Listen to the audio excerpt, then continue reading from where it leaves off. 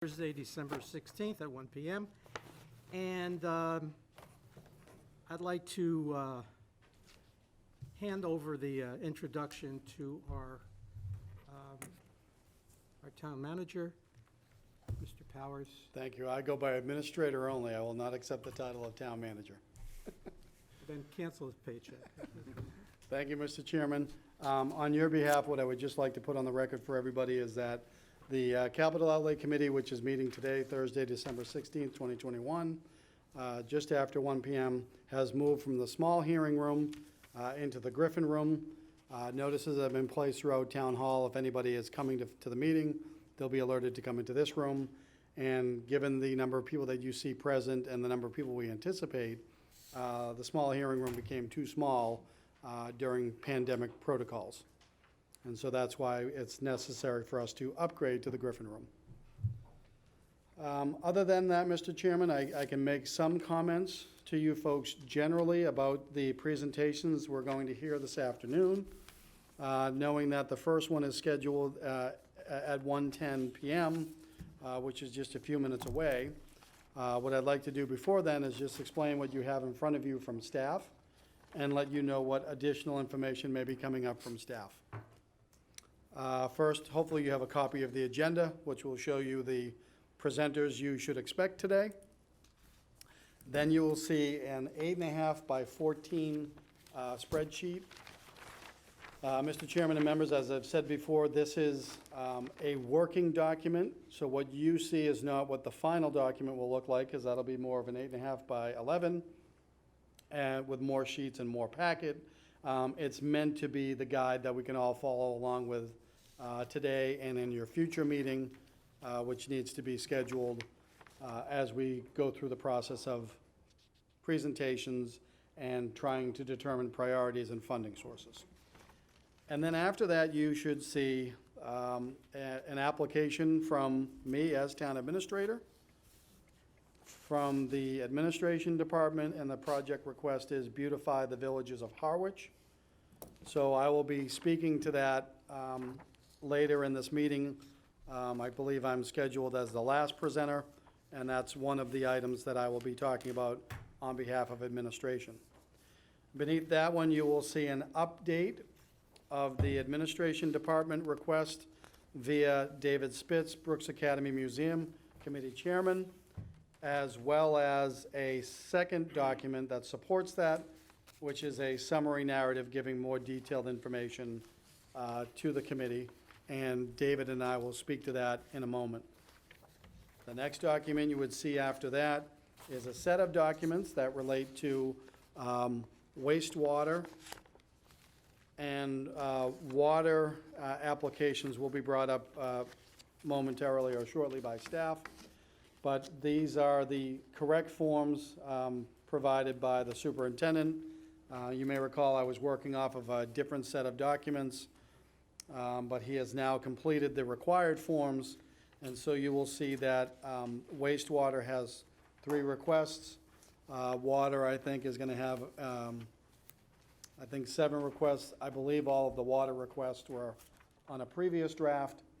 And the wastewater superintendent would be presenting to those forms at your subsequent meeting, again, to be scheduled. So, Mr. Chairman, as you and the members know, but perhaps for the viewing audience and the audience behind me, just want to go through what's happened over the past several weeks where we've had difficulties getting the meetings together. The first meeting that was canceled was, if memory serves correctly, it was December 7th, and that meeting was canceled due to faulty posting. We were not within the 48 hours, and so we had to cancel to reschedule because we would not have been in compliance with the open meeting law. We then had a meeting rescheduled for this past Tuesday, December 14th, and that was canceled due to a lack of quorum. And so, in the interest of time, Mr. Chairman, we could either talk about it now, where you have a few minutes before your scheduled presentation, or before adjournment, but I do know that some of your members as well as some of the presenters and myself, have a hard stop at 4 PM, no later than 4 PM. So you could talk about it afterwards, but it would be to try and schedule the second round, the second set of presentations that were previously scheduled that had to be canceled. First round, second set. Thank you. Am I, that's, Yep, would you like me to offer some dates now, or? surely. So, what I have available, my best date available that I would offer is Wednesday, December 22nd, and staff has informed me that I have 4 different time slots that I could commit to. What I would like to offer is December 22nd, which is, again, a Wednesday, and a start time of 2 PM. Would that work with the members present? Good for me. Good for me. I'm good. And then I'm going to look over my shoulder for a moment. I do expect that the Board of Selectmen may be voting on a recommendation of a new member to the Capital Outlay Committee on December 20th. Excellent. So, Mr. Thank you. Chairman, the 4 of you may be joined by a 5th member. That would round out the membership. I do know that member Bosworth may be unable to attend because it's a Wednesday at 2 PM, but I will reach out to him based on the new date. We're still short of one. So there's still a member, but the member is not present, and I'm working with the planning director on that position. Okay, very Yep. good. But the point is, we understand that there are 7 names now Right. that would be affiliated with the Capital Outlay Okay. Committee. So John, so this reschedule is the same players that were on the 14th?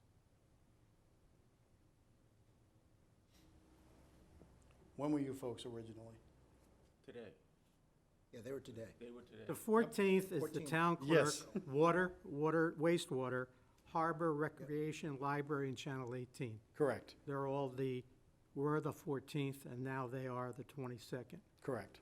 So Sean, are you part of that? No. Okay, He is very happily part of today's presentation. you're good. Okay. And would you please let the players of the 14th know that they're now, the batting order has been switched, new place on the 22nd. Absolutely. In fact, when staff comes up to provide copies of the water applications, just so you have it now ahead of that meeting, I'll inform them that they can now notify everybody that Okay. the next meeting of Capital Outlay will be next Wednesday, December 22nd, 2 PM, and presumably right here in the Griffin Room. That works? Good. Mr. Chairman, I think we've sufficiently delayed enough that it's now after 1:10 PM, and so if you and your committee members are ready, I'd ask David Spitz to join me here at the presenters table.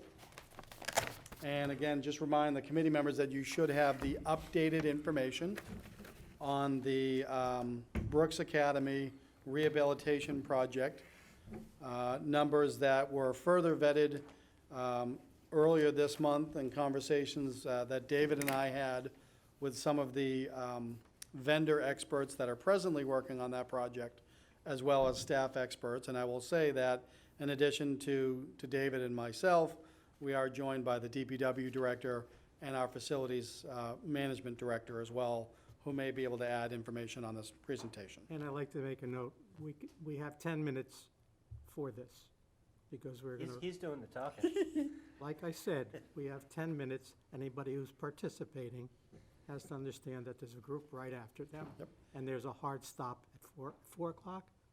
Yes, Or yep. It would And actually be. May I just ask, Mr. Chairman, it appears to be 20-minute increments on the agenda? Yes, sir.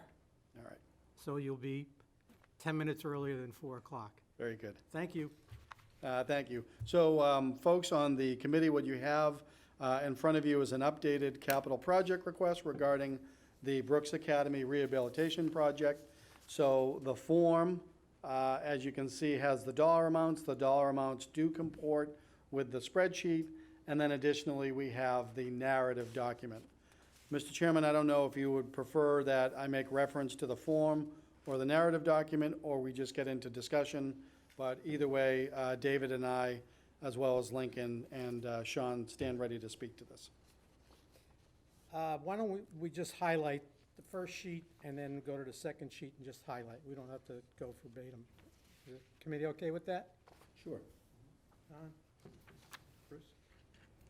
So the highlight that I would recommend based on the capital project request form itself is if you draw your eye to the bottom third of the page, where it talks about, are there available resources or grants other than municipal funds? I want to emphasize that in addition to the figures that we're talking about today, we anticipate seeking community preservation funds in fiscal year 2024 for an additional $950,000 for exterior preservation using safe lead paint practices, bringing the total project costs, and by that I mean what you see on the capital outlay form in front of you, as well as what is anticipated in future community preservation, not what is already in the works and already been appropriated and/or expended. So bringing the total project cost to $2,435,000 during the cycle of fiscal year 23 through 27 capital plan. We are aware that Mass Preservation Projects Fund has initiated grant funds in the past. We are anticipating an announcement from the Secretary of State's office that they will initiate a round 28, which if they hold to that schedule, that means municipalities would be alerted to the fact that in March of 2022, there is a Preservation Projects Fund grant that may be available. We don't know the extent of the funding. We have a general idea of the things that may be allowable, and it may either impact upon future capital requests or future community preservation requests, because Mass Preservation Project Committee focuses on preservation and rehabilitation of historic structures, which clearly our Brooks Academy is.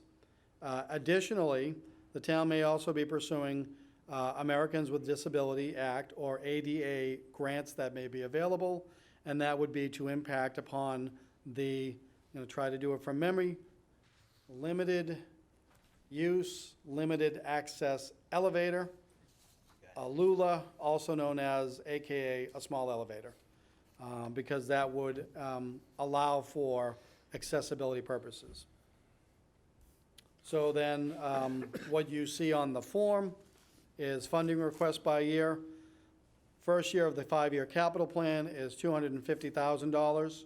You'll see on the narrative that that is for replacement of the existing roof, work on the gutters and downspouts, assessing bulkhead and possible repairs to exterior basement access, and one that I intend to spend more time talking about, but funding the hiring of an owner's project manager, or what's referred to as an OPM, and that is to comply with the procurement law known as Chapter 149, which deals with horizontal construction, meaning building.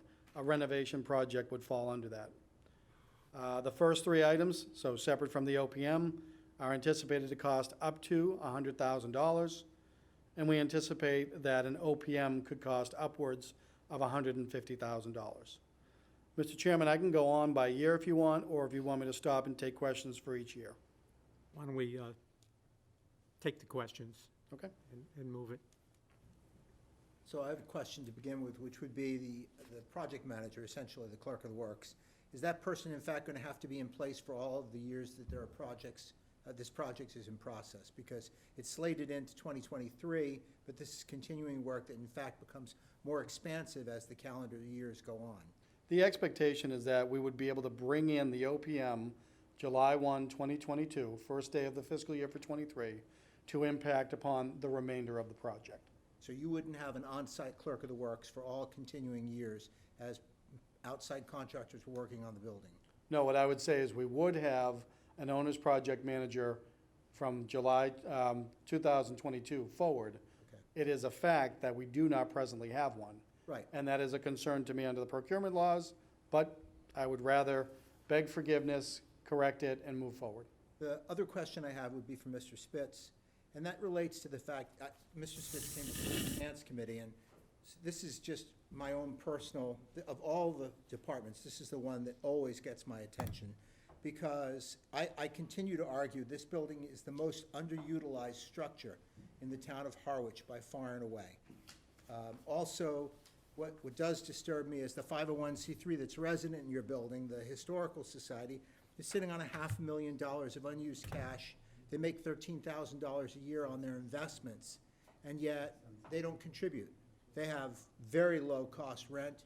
They essentially drive the website, drive the calendar for the building, but there's no contribution from them whatsoever in this process. That continues to be my biggest issue with that facility. I mean, as I've told you when you came to the Finance Committee, I live on Parallel Street. I've walked by that building 500 times, and I cannot tell you how dramatically underutilized it is. And that disturbs me. This kind of money going to that building where the library has been waiting since fiscal 17 is a concern for me. So I'm curious as to the justification for this kind of expense on top of what was just invested in just fixing the foundation of that building. We are dedicated to preserving and improving an important town historic building, regardless of whether the Historical Society or someone else ends up being the tenant.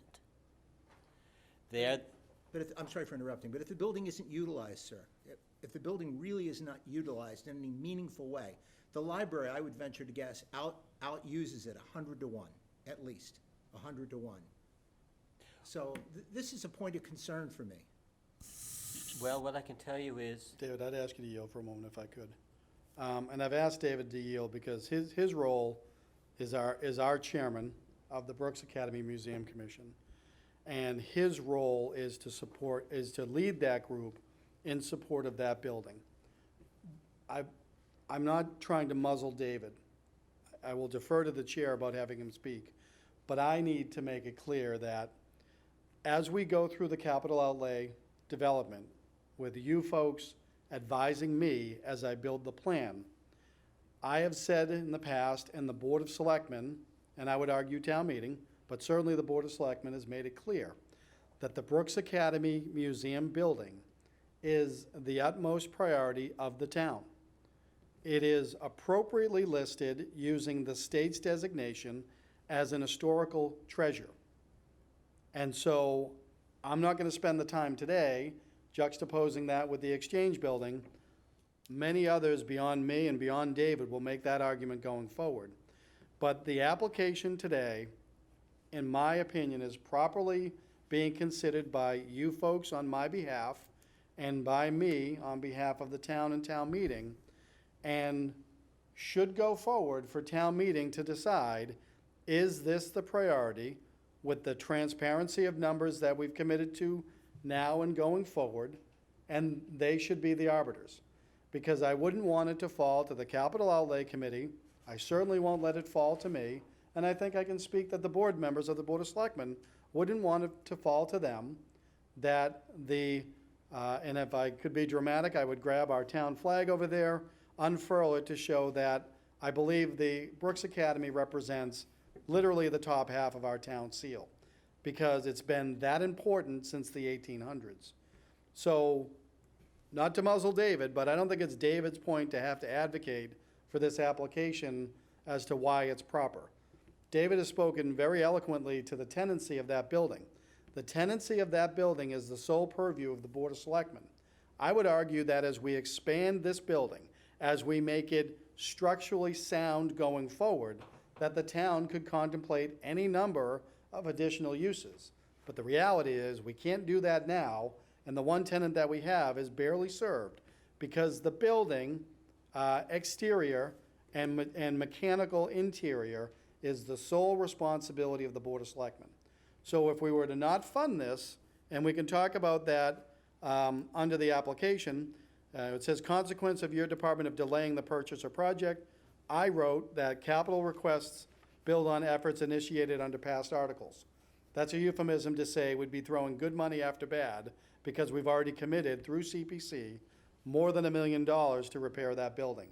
What's being asked of capital going forward over that plan are the necessary next steps to ensure that that building from the 19th century exists far beyond the 21st century. So my summation on that would be, whatever you ask the chairman of the Brooks Academy Museum Committee to speak of, I'm hoping I'm making it abundantly clear that this is a priority of the town through administration and the Board of Selectmen, of which David is tasked to get that project to move forward. If I may make a comment, in your support for your position and David's position, are the Board of Selectmen in line with that? I need to make a procedural statement, Mr. Chairman. Sure. And with all due respect to one of my bosses on the board, I don't know that it's appropriate yet for you to ask one board member where the board's at, because he has to then sit with the Finance Committee in evaluation of these projects. Is there a consensus of sort of the Board of Selectmen supporting this? Is that better, Joe? Well, they haven't been presented with the I can fiscal only year 23 support through what, 27. I can only support what Joel has said. This is a separate standalone item. We can link something later on when it comes to the board, but that's a different discussion. Mr. Chairman, to answer your question, the Board of Selectmen has not been presented with the capital plan for fiscal years 23 through 27, No, I'm either not talking individually or about, generally. I'm not talking about presenting the plan. I'm talking about the initiative or the idea that this building is so important. If I may answer as the board's agent, as administrator, yes. Okay. The Board of Selectmen in past years has unanimously endorsed the community preservation projects. Okay. And as I such, may. building off of that. I'm going to be brief. I know there are objections from you and others about whether this building should get this much treatment. I'm going to leave that up to Joe. I think it is. But what I do want to reassure some of you who've been involved since last year, the work we have done in hiring an architect and structural engineer who are very experienced with this type of building, they worked on the library, has already yielded some very good results. They do expect to have the project completely designed in January or February to go out to bid in March, so we'll see whether in this inflationary post-COVID climate, whether we're really going to be able to go ahead. Right now, we hope we are. In the meantime, we have an architect who has looked at our flaking paint and has told us this is not the same situation as the library, which had to do significant mitigation. This is one where we can use safe lead painting practices and accomplish what needs to be done much easier than was done at the library. He also has as a sub a mechanical engineer who has not only done what is necessary for the basement project, but at a small additional cost has evaluated all of the systems in the building so that we can advise the building's manager how to proceed on that. There's already been a dialogue on that. So I just want to assure you that if the town, and I think it's certainly indicated it was at last town meeting, is willing to go forward on this project, will your opinion prevail or will others? We'll see. But if it is, we are taking the steps necessary to make sure this building is done well. Okay, I think we've gathered enough information. I have one more question. Like I said, I think we've gathered enough information for now. And why don't we move to your next? But go ahead, what did you have? Okay. Got Bruce too. Well, I didn't want to spend the whole afternoon on one project, okay? We're still going to have the ability to discuss it as the committee. So we're caught in a bind here. We're making, is the target here to come up with answers and to vote on it today? Or is it still each project open for discussion by Correct. the committee? For me, as the owner of the capital outlay plan, Right. relying upon you folks as a public body to have discussion, I would hope that today and the next conversation would be about what are the particulars of your project and where do you see potential funding sources so that you can make recommendations to me.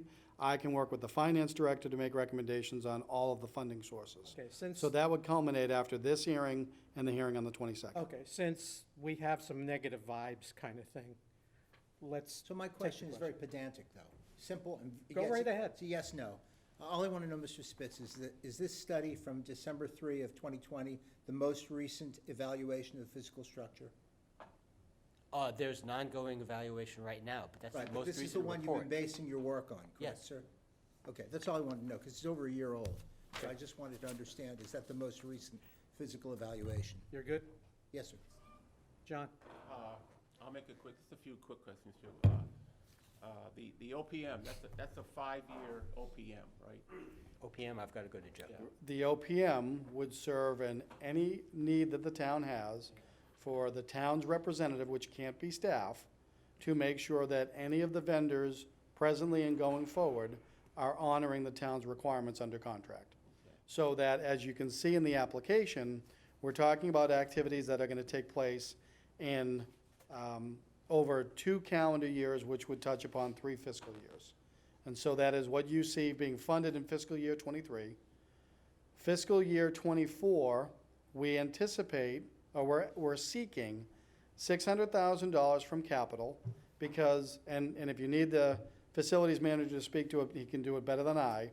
But we know that that building is going to be lifted off of its foundation under the present CPC funding project of $1.15 million. And my facility manager has told me that we should expect that interior wall damage is going to occur. And so, out of an abundance of transparency, I asked Sean to give me a number and make it as high as he thinks it could be, without knowing what damage may occur. So I would like to draw your attention to the narrative very quickly that says, provide funds to mitigate repairs to interior walls following the lifting of the building. This cost is estimated to be up to $600,000. However, we, the town, will have more information once the lift has actually occurred. And then further transparency telling you, and then by extension you to everybody else, that while we are looking for that from capital, on the other side of the house, so to speak, that there is an application that will go to CPC for historic preservation funds because of the exterior preservation work. And so this all gets to, I have heard, presenting to capital outlay committees in the past and to finance committees in the past, what is the actual real number that we think this project's gonna cost?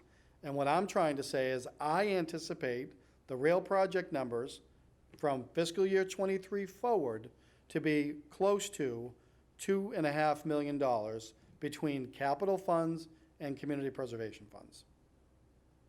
I have a comment. Sure. I just want to say that I fully support this request. I can't think of a more valuable piece of property in Harwich than that particular building. It pains me to drive by and see the paint peeling on the side of that building. We can't let this building deteriorate any more than it has, and I fully support this request.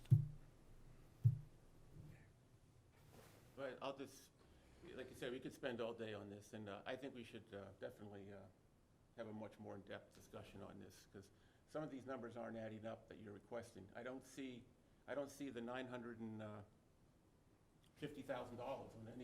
on any capital request here. Because that's community preservation, and as I explained to the committee over the last 3 meetings, that's going to be a separate spreadsheet. That is not capital outlay, that is community preservation. And that is because capital outlay has its charter-driven requirements, which are separate and different than the statutory requirements from community preservation. So the reference is in the narrative, so the numbers are there, and the reference will be in the final plan on the page that's dedicated to community preservation. Okay, because I had other community preservation questions too further on, but, The finance committee can ask them, yeah. okay? But why isn't it on this sheet? Did you say statutory? All the other capital sheets I've seen before have always had listed CPC projects on it, with all one sheet, with all capital Sure. projects. If I could answer, I think I've talked at length about what this capital plan is going to be about for a 5-year plan, not a 7-year plan. I'm not the previous administrator, and I'm using the form and format that I choose to use that ties back to the Department of Revenue. And last but not least, it's gonna be far more encompassing than what we've done in the past. So all these capital projects here that are listed on this sheet, they're all gonna be paid for how? We haven't gotten to the funding sources yet, John. That's part of the discussion. But it's not CPC funded. Correct. None of these projects, thank you, Mr. Chairman. Okay, so we're gonna have 2 capital plans then, basically. No, We're gonna have we're- this Oh, we have plan. one CPC plan, and we Right. have the capital plan. Right, I consider CPC capital. Well, you can't in terms of definition. And as the charter responsible person, I do not. Yeah. Well, the Brooks Academy last year was paid out of CPC, and that's a huge capital number, 1.2 million. And that's a completely different plan, And it's coming. under a different charter requirement, under a different different funding. administrator. Different funding, but it was all listed on one plan, is my point. This is square table versus round table. Yeah. Once you get your terminology down, I think you'll know what you're I just like to see one sheet with all the capital requests, both CPC and capital, whether it's statutory. We're not or- going to be voting, and to make it quick. Yeah. Joe is not concerned about us voting on CPC. He's giving us the CPC number, but it does not have to be on the sheet because that number doesn't have to be accepted on our behalf. Okay, I'm sorry, Whoever the chairman of CPC is has to present it to you, your committee, and to the selectmen. okay, We're not involved with it. okay, so it's okay, my misunderstanding, I thought they were one and the same. No. Okay. They had it there as reference before, Yeah. but it really was only reference. Okay. Okay? Yep. And our new town administrator has decided, since it doesn't involve us or his decision, we're gonna go what we got to make it simple, okay? Okay. If I could just very quickly add, and I promise it'll be quick.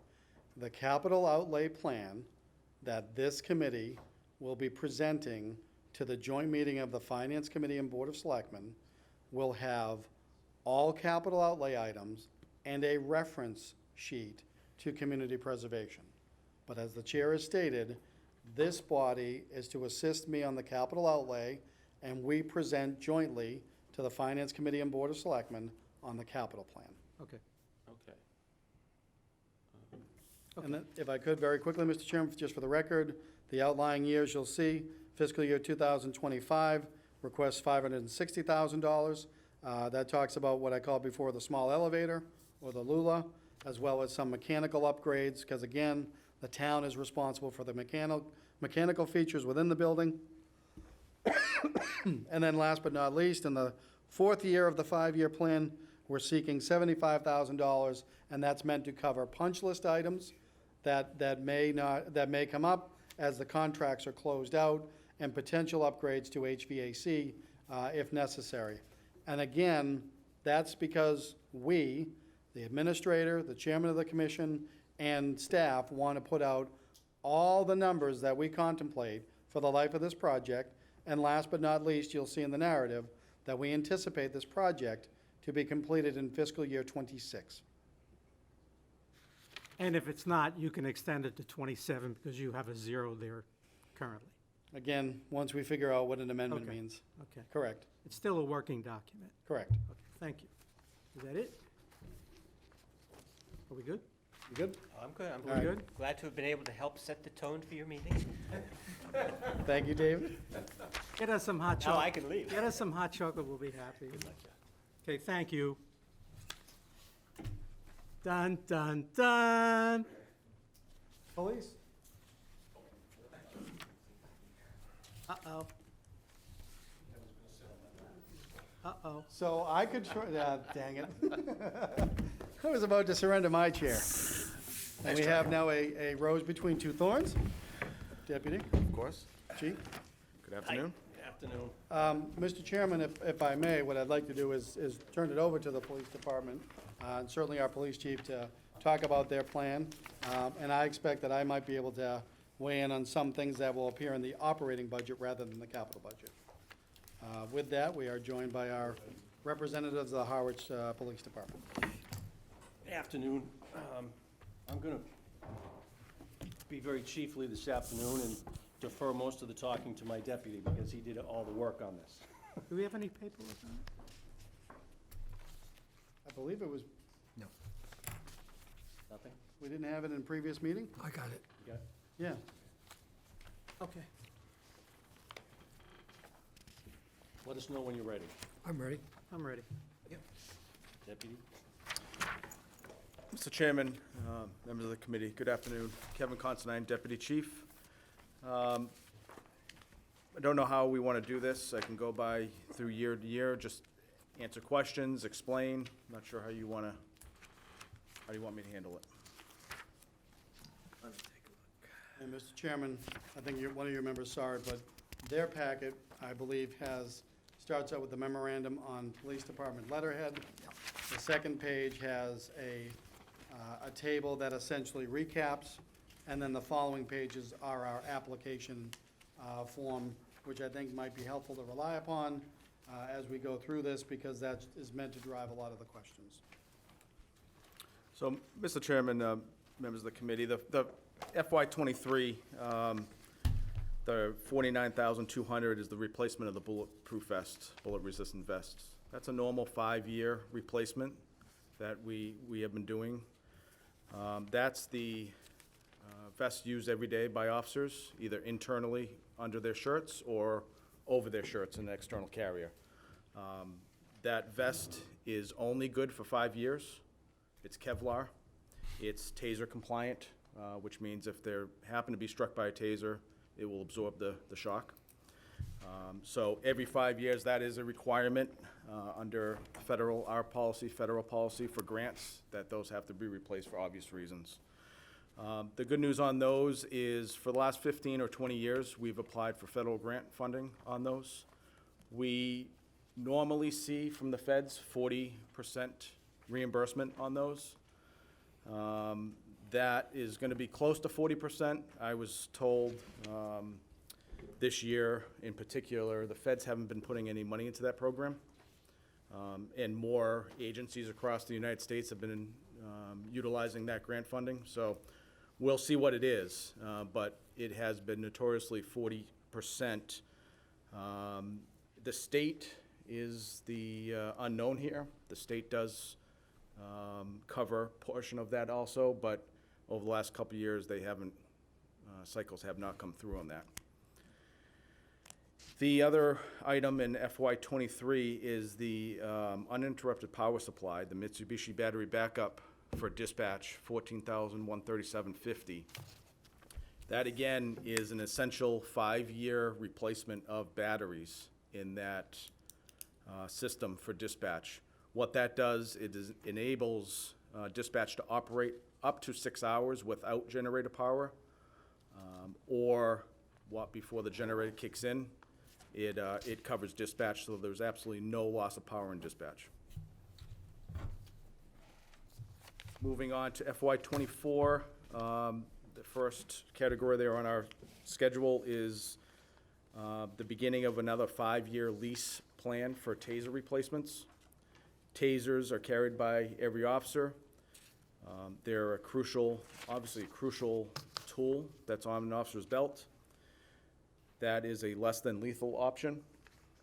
And what that is where 23 will end out our first 5-year cycle of the replacement plan. So that's the anticipated cost for the next 5 years. So the first 3 years of the lease payment is payments with 2 years off, no payments. What happens with that lease plan is our old Tasers are churned in, and we get credit for those. And this is important because the technology for Tasers, as you can imagine with electronics, is ever-changing. So we have seen if this is approved, this will be our third group of Tasers we've purchased. And what we've seen is typically this is a 5-year plan because around year 6, they start to need a lot of money for replacements. They're out in the elements, they're in the rain, the snow, and they do get, unfortunately, used sometimes. So the benefit to these Tasers is a huge officer safety and suspect safety tool for us to use. Ballistic plate carriers, a low number there, 5,500. That, when Chief Gilmet came aboard, we got those ballistic plate carriers in every trunk of the cruiser. What those are is an external heavy vest that you put on over your uniform in case you're ever going to a call with a long gun or any firearms. That, on top of the soft ballistic vests that we're looking to replace, that is what gives you coverage for any long-arm firearms. FY '25 is the second year of that Taser lease plan program. And then also in '25 is the Emergency Operations Center audio-visual upgrades. And I know the town administrator can speak to this as well as I can, with being in that room for over 3 months during the start of COVID. That was just the culmination of being in there for tornadoes, being in there for blizzards with other department heads, running classes in there, having professional instructors come in. We're not able to do web conferencing in there. It's got a PowerPoint similar to here on the roof that needs to be replaced quite often. So I can get more on that if you need to. FY '26, the third and final year of the 5-year Taser replacement program. And '27, ballistic helmets. That's another initiative. The chief came. We did not have ballistic helmets in the cruisers. We were able to get those, and that is a 7-year warranty on those, not like vests that are 5 years. So that will cover, we'll be at the 7 years at FY '27 for those. Be happy to take any questions.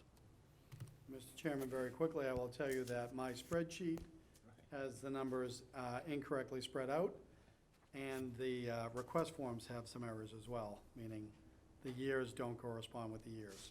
So what I would ask you to rely upon for your discussion right now is that table which has the correct numbers and comports with the way the deputy chief presented, and I'll let you know that I will correct my forms and their forms. Is anybody missing the table? I have the table from what Joe sent out a month ago. Okay, so, I have that table Yep. in this, it's a spreadsheet he sent out. okay, I don't have it in paper, so it's probably, Do you want mine for discussion? yeah, could I please?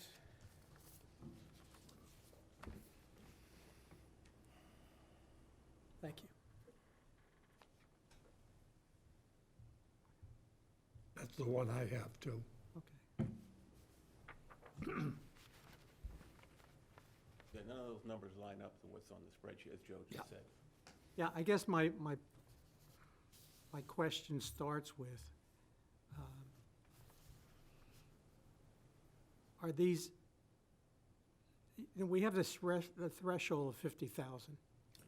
So the way that I'm categorizing it, so Are if these you, operating expenses?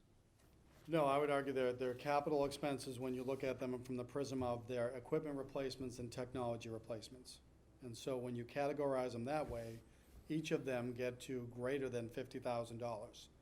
And so again, I want it to be front and center in the plan so that it is out there for everyone to see rather than baked into either operating budgets or an omnibus article that we don't look at. Okay, so let me just get this right. Or- Yeah, I know what you're saying. Taser replacement is one article? So I would refer to Taser replacement as technology replacement versus equipment, which is the vests and the helmets that the deputy chief talked about. Bullet vests, and then battery backup, so that's batteries, correct? Correct. Battery backup. Are you looking at this too? I am. Okay. Then helmets is equipment, correct? Correct. Okay. Plate carriers, whatever, It's Equipment. actually just plates. We already have the carriers, so that would be the so it goes in. ballistic plates to Okay. replace the ones that are, Okay, Going on and some warrant. kind of emergency ops center, audio-visual upgrade, 18,000. Okay. These are individual requests, or, Joe, are they categorized as 2 requests, 3 requests, 1 request?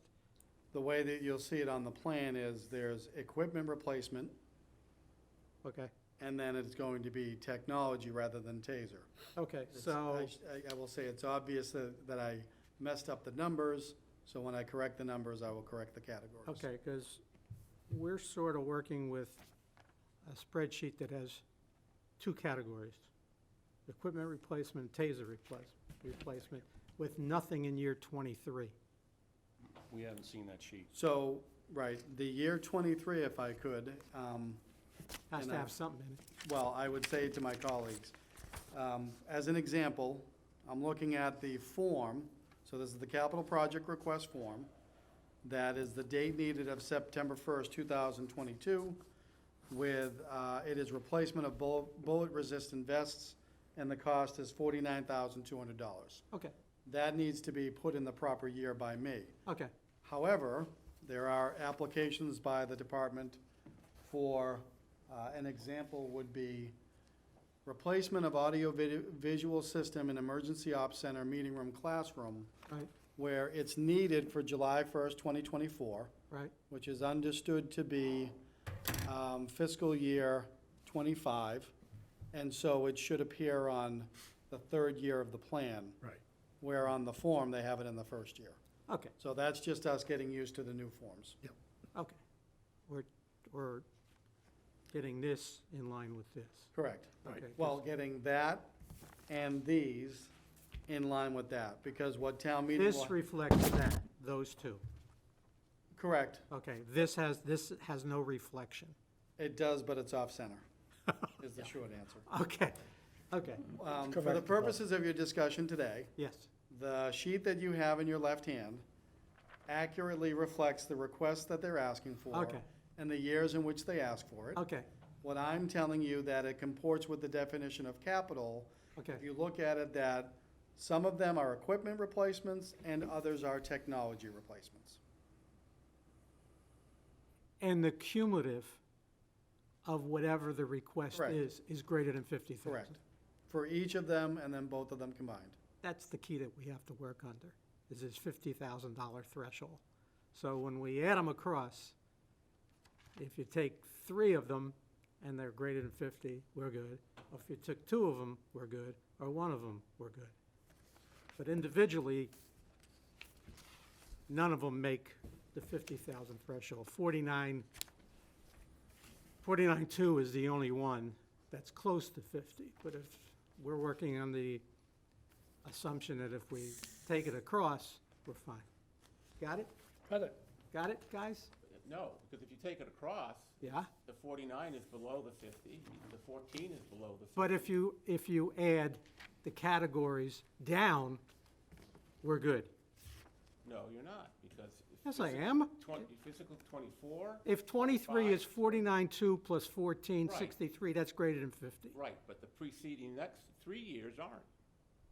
But if they're part of the project prior, if they're part of 23's project, they count. Oh, okay. So Okay. it's this way and. Okay, if you want to do it that way, okay. Well, it's not the way I want to do it. It's vertical and horizontal. I You got to see. meet the 50,000. 1,000 for each item is how I understood it, but. Not each item, it's the category. Okay, I understand it now. Gotcha. Can I ask a silly question? We're silly talking, go ahead. So if it's under $50,000 and you don't want to see it, where do we go? No, that's where Joe gets involved, and that's why I asked the question, Okay. is it operating or is it capital? Operating mean within my expense budget Yes. or Correct. the If town it were- administrator's budget? No, if it were not captured in the capital outlay plan, which I am arguing it is essential to be captured in the capital outlay I plan. agree. The only other place that you could account for it is your operating budget. The town does not want to do that That's because why- we do not want to put those items at risk if there's an omnibus directive. That's why John is saying, On you got to hit the operational 50. Right. You hit the 50 if you go vertical, the year, or horizontal, that they're bits and pieces to get you to 50. No, I understand the 50. What I don't understand is, or maybe I haven't stated clear enough, is that I can't absorb these numbers into my expense budget. Like, my expense budget is being cut $20,000. And that's why we're looking at capital That's why plan. it's- That's why it's here. Okay, We're with we're all you. on the same page. For the record, the budget is not being cut. We have not evaluated the budget yet. We're not here for budget, we're here.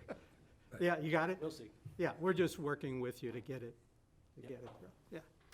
Okay, Okay. any questions? No. of- So we're good. Kevin, we're good. Glad to be here, Ever no since matter I what. talked to you, I don't want to go through that ever again. Always nice to see you. Absolutely, thank you. Let me tell Thank you. you, gentlemen. All right, thank you. Appreciate it. So, Mr. Chairman, Thanks so next much, we'd be- guys. We'd be graced by our fire chief. Deputy Fire Chief had a class, what you got out of it. Uh-oh. And again, Now, the materials were previously provided. I will tell you that the header that the chief has starts with that document, even though there are years that we cannot look at that exceed the 5-year parameters. But for your why packet, they're in that would gray. have begun the fire department requests. I'm gonna sneak a peek at my spreadsheet, because I'm willing to bet that I put that out of order too. No, I think you got it right, All right, thank you, chief. from my looking at it. And so, Mr. Chairman, members, you'll see on the spreadsheet, there are 3 categories. The first is ambulances. The second is engines and other fire, that should be equipment, I believe. And then last, vehicles, meaning not ambulances and not fire vehicles, but vehicles. And I mention that because I will remind the committee that if you look at the bottom of my spreadsheet, I have decided to track, for conversation purposes, how many the total cost of vehicles being replaced. so that there's no misunderstanding, because we have now police and fire. They each account for vehicles differently, correct? Correct, Okay, correct. okay. Just want to make sure we get that right. Police are special. We know They're, that. they're very they are. special. That- All right, just making sure you're still here to appreciate that. So good afternoon. Your fire chief here again. Actually, we missed last year, so this is a whole year off. This is fun. This is fine. You've done a fine job in that year. Thank you, appreciate that. So, the capital request this year, you'll notice that for FY '23, there are 2 staff vehicles on there. One's listed as a staff vehicle, one listed as a utility vehicle. We had tried last year to replace the deputy chief's vehicle. And normally what we do is we kick them down. So we replace the deputy's vehicle, it becomes the fire inspector's vehicle. His vehicle becomes a service vehicle that's used by the shifts. Currently, the 2 service vehicles that are used by the shifts, one at each station, both have over 150,000 miles on them. The one at Station 2, actually, the floorboard in the passenger rear is rotted through now. We found that the other day.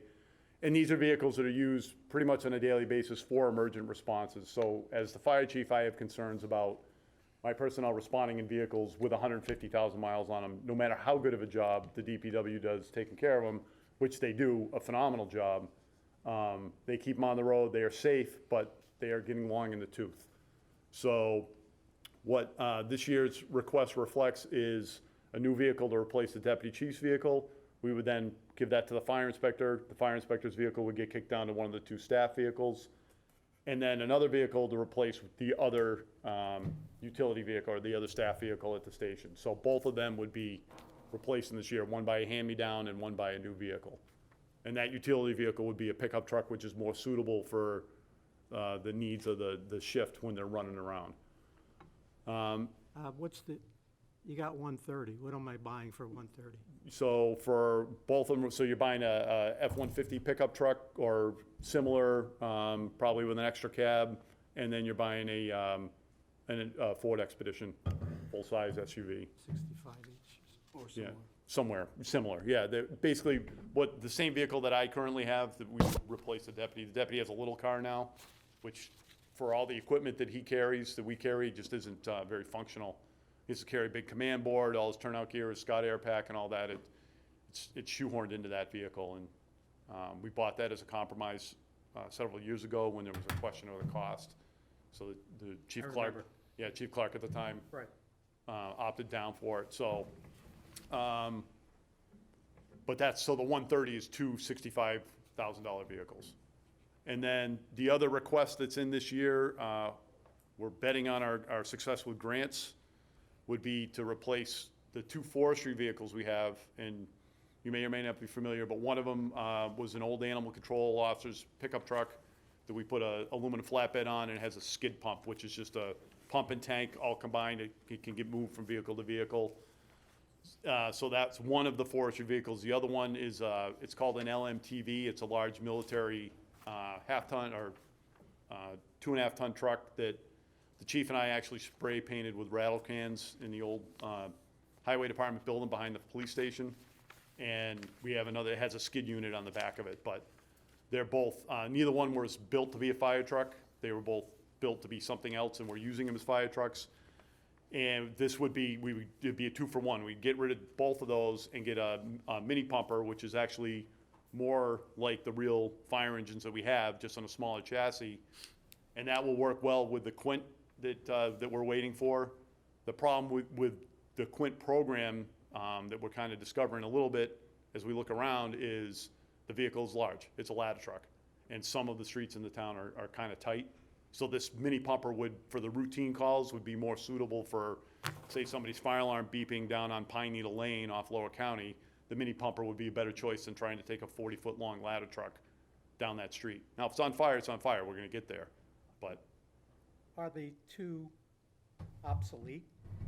Are we gonna get rid of them? yes, Are they gonna we are sit? gonna get rid of them. They're not, the military chassis, especially under the grant program, will be looked very fondly to get rid of. The federal government hates fire departments using old military trucks as fire trucks. Okay, For safety reasons and everything else, and because they got 1,000,000 miles on them when they come from the military. okay. To that, I would ask, if you're looking at the capital project request forms for what the chief is talking about presently, there are two of them. One articulates what we are pursuing in fiscal year '23 relative to a grant, and the second one anticipates potentially going after it in fiscal year '24 if we don't get the grant. So I want to talk about that in a moment, but before we do, I also want to say that we will update the form because we talk about the FEMA grant, but if we're also going to be disposing of those surplus vehicles Yep. and anticipate any revenue coming back, we should indicate that we're going to try to dispose of it and get some revenue. So Not revenue for the purpose of supporting the request, but just revenue for the town disposing of surplus property. And I would just to add on to that, if we purchase the vehicle through a federal grant, they can be disposed of, they cannot go to another fire department. They can't be used ever again as a fire truck. Sure, yep. So it would be, they'd probably end up being scrap, is what the reality of it is. The FEMA is the grants are very specific with vehicles that, if you're saying you need federal money to replace your fire truck, then you can't give your fire truck to the town next door to use as a fire truck anymore. You can't give it to FEMA. They don't want it, no. No, but you could dispose of it as surplus for The, scrap or other. the LMTV at Station 2 would have to go back to the state. It's a federal surplus truck that we got through the state, so that would go back to them. And the other pickup truck could probably be repurposed in the town, we just take the skid off of it, and it could be used somewhere else, or disposed of. What I would ask the committee members to focus on now is, because the chief and I have not discussed this, because I wanted to be able to discuss it with you and with the chief in this meeting.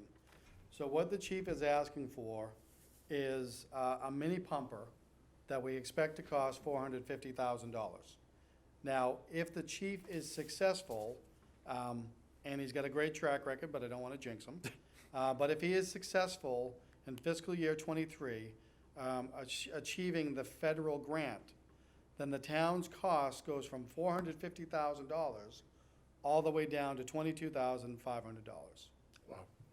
Now, and If he speaking, doesn't get it, say again, if he does not get it, if he does not get it, the town would be buying a mini pumper for $450,000. does he have the opportunity for the following year to make another request? Yes, we can continue to write for the grant. Is there a point where we can say, okay, we're tired of writing a grant, So that- let's pay for it ourselves? because in my mind, there's a little bit of timeliness involved in this. I'm comfortable with one bite at the apple for grant money. Grant money right now is very lucrative. Okay, I would have to see where we fail to see whether year 2 would be another viable option for the grant. okay. Just- So, yeah, no, just it's a back valid pocket. question. And certainly, I think what I would probably look to do in year 2 would be fund the entire truck and apply for the grant. And if the grant is successful, then we would only be on the hook for the match. And if it's not, then at least the truck is funded in year 2. Okay, just- However, what I'm contemplating in the plan is a commitment by the town in fiscal year '23 for a mini pumper, under the mindset that the town has a need for the mini pumper for all the reasons that the chief enunciated. What I will not do in the capital plan is put the cost as $22,500, because we won't know that during the fiscal year. So should this continue on in the plan in fiscal year '23, I'm recommending that it be presented as a cost of $450,000 to the town, advising everybody that we are seeking a grant, and if successful, the town's cost reduces greatly to $22,500. Because the conversation you just had before is, if it's $450,000, it's clearly capital. If it's $22,500, and there's nothing like it throughout the 5-year plan, is it capital? And the answer would have to be no, because it does not rise to the $50,000 level. So one of the things I'm asking the committee to consider, not, after today, but as this discussion is, do we wish to put it into fiscal year '23, regardless of whether or not we acquire the grant? Because what the chief had indicated by virtue of his applications is, we either go for it in fiscal year '23, try for our grant and get it, we're good to go. But if we don't get the grant, we're looking at fiscal year '24, probably paying the $450,000. And what I'm advocating presently is, I would rather advocate for the $450,000, take our chances for the grant, but put the onus on this in fiscal year '23, for an abundance of reasons. I agree. This chief was the deputy chief when the other chief wanted to get the quint. And my predecessor and I whacked that mole around for years and kept pushing them off and pushing them off. And I made a pledge to public safety and to our chief directly that if the town needs that equipment, we should make the case for that equipment. Certainly go after the grants, that'll be indicated in the narrative, but the town has a need for a mini pumper sooner rather than later, as articulated by the chief. I have a question. Surely. So, Chief, I'm going back to the comment you made earlier about handing the vehicles down. So my understanding of your comments would mean that your current vehicle would step down to the deputy chief, correct? So, no, I would actually let the deputy get the new car, but yeah, that's typically what we've done. So my car was new, the current chief's car was new in 2018. It has 20,000 miles on it. Okay. I'm comfortable in it. The deputy's car was was Norm Clark's, the previous chief's car. So we would kick that one down, let him get the new car, then we would both be set for, for the foreseeable future. The inspector's car would then become the deputy chief's vehicle, and then if you look out in the out year, we'd look to replace that eventually. Right, that's what I was Yeah. curious, do you have enough usable life remaining in Yes. the vehicles that you would retain? Yep. And is that then a realistic number 2 years out? Yeah, I believe it is. Thank Yeah, you. I believe it is. Thank you very much, Chief. Yep. I have a question. Sure. When we approved the Quint, we were told that it was an all-purpose vehicle that would replace the ladder truck, and that we would go from 2 vehicles down to 1, which was the Quint. And we are, so, We are, but now we're gonna have to add a pumper. but we're getting rid of 2 more vehicles to do it. So I'm getting rid of 2 forestry vehicles and this vehicle would be able to serve that purpose as well as more. So we're getting a more multifunctional vehicle, and we currently have 2 forestry vehicles on the road, and we go down to 1. When do you expect to get delivery on the Quint? We went out for pre-construction in October. If everything goes well with supply chain issues, we're looking in October. I'm currently not holding my breath based on everything else. We have an engine that's been sitting up at Cummings in Dedham for 3 or 4 weeks now, waiting for parts. So if you need a ladder truck, what do you do now? We have one. The You ladder, have we still have the ladder. You And we're- do? And we're keeping it in service, yeah, it's still safe, it was just tested, it passed, but we have some repairs to do it for the test, but we'll have that until the vehicle is delivered. Okay, then the ladder truck will disappear. The ladder truck will disappear, and the 4th engine at headquarters right now, which was supposed to be replaced in 2019, that will also disappear. And again, for the record, disappear means disposed of in accordance with the procurement laws. Yes, that too. Thank you. Sure, John. Circling back to the mini pumper again, it was I'm a little confused on this thing. You are going to apply for a grant, and I do commend you, Chief, on your success on grant writing. It's been very good. I have good people that write grants, so yes. And when would you get the commitment commitment to the grant? So the grant, we are currently in the grant period, because it's the federal government, they did just extend the grant deadline, it was supposed to be Friday, it's been extended, I think, through January 1st now. If they go according to plan, which they never do, I would anticipate we would hear from the award probably late spring, early summer. We would hear about the grant award, potentially before town meeting. But That's what I was getting at. it just depends on how long the review process is. And we're, just so you know, we're currently using last year's fiscal money. That's the grant cycle. That's how far behind they are. So there's grant money approved for this year that we're not even into yet because they're still doing last year's grants. Okay, and so let's work on the premise that you don't get the grant. Now it's a decision whether or not to fund it in '23 or push it off another year to '24, right, Joe, then? Or do you want to fund it in '23? In the draft plan, or the draft budget, Yeah, let me go back to that correct word, which is this one here. I have it budgeted for the full amount of $450,000 in fiscal year '23. okay. Now, one of the discussion points that we can have, probably not today, given the time constraints, but in our wrap-up meeting before this goes before the joint meeting, is do I want to have the chief put $23,000 in his operating budget under expenses to be the match for the federal grant, and we have nothing in the plan for fiscal year '23? And if we do that, do I put it in fiscal year '24, knowing that we don't know what amendment means yet? And to me, it's a mini pumper for our fire department and a town with an abundance of conservation land. Make the commitment in fiscal year '23, push forward and go for it. And you still don't have a funding source for that truck yet, then, right? There are no funding sources Yeah. contemplated right now. Okay. We are having conversations with presenters if they're aware of funding sources. Otherwise, Carol and I will go through the list, and I'll give you my priorities with funding sources in a future meeting. Okay, I'd like, if people are watching this on TV and have any doubt of the ability for the Harwich Safety Departments to perform to the highest ability, okay? And we're talking about, trucks that are old, stuff like that. I want the police and fire to let people, or let the audience know that it is utmost concern of ours that the equipment that we're talking about is fully capable today and probably tomorrow, meaning Friday. And that we're discussing things that are potentials in the future. And there's nothing wrong with our equipment today I would, meet the capabilities.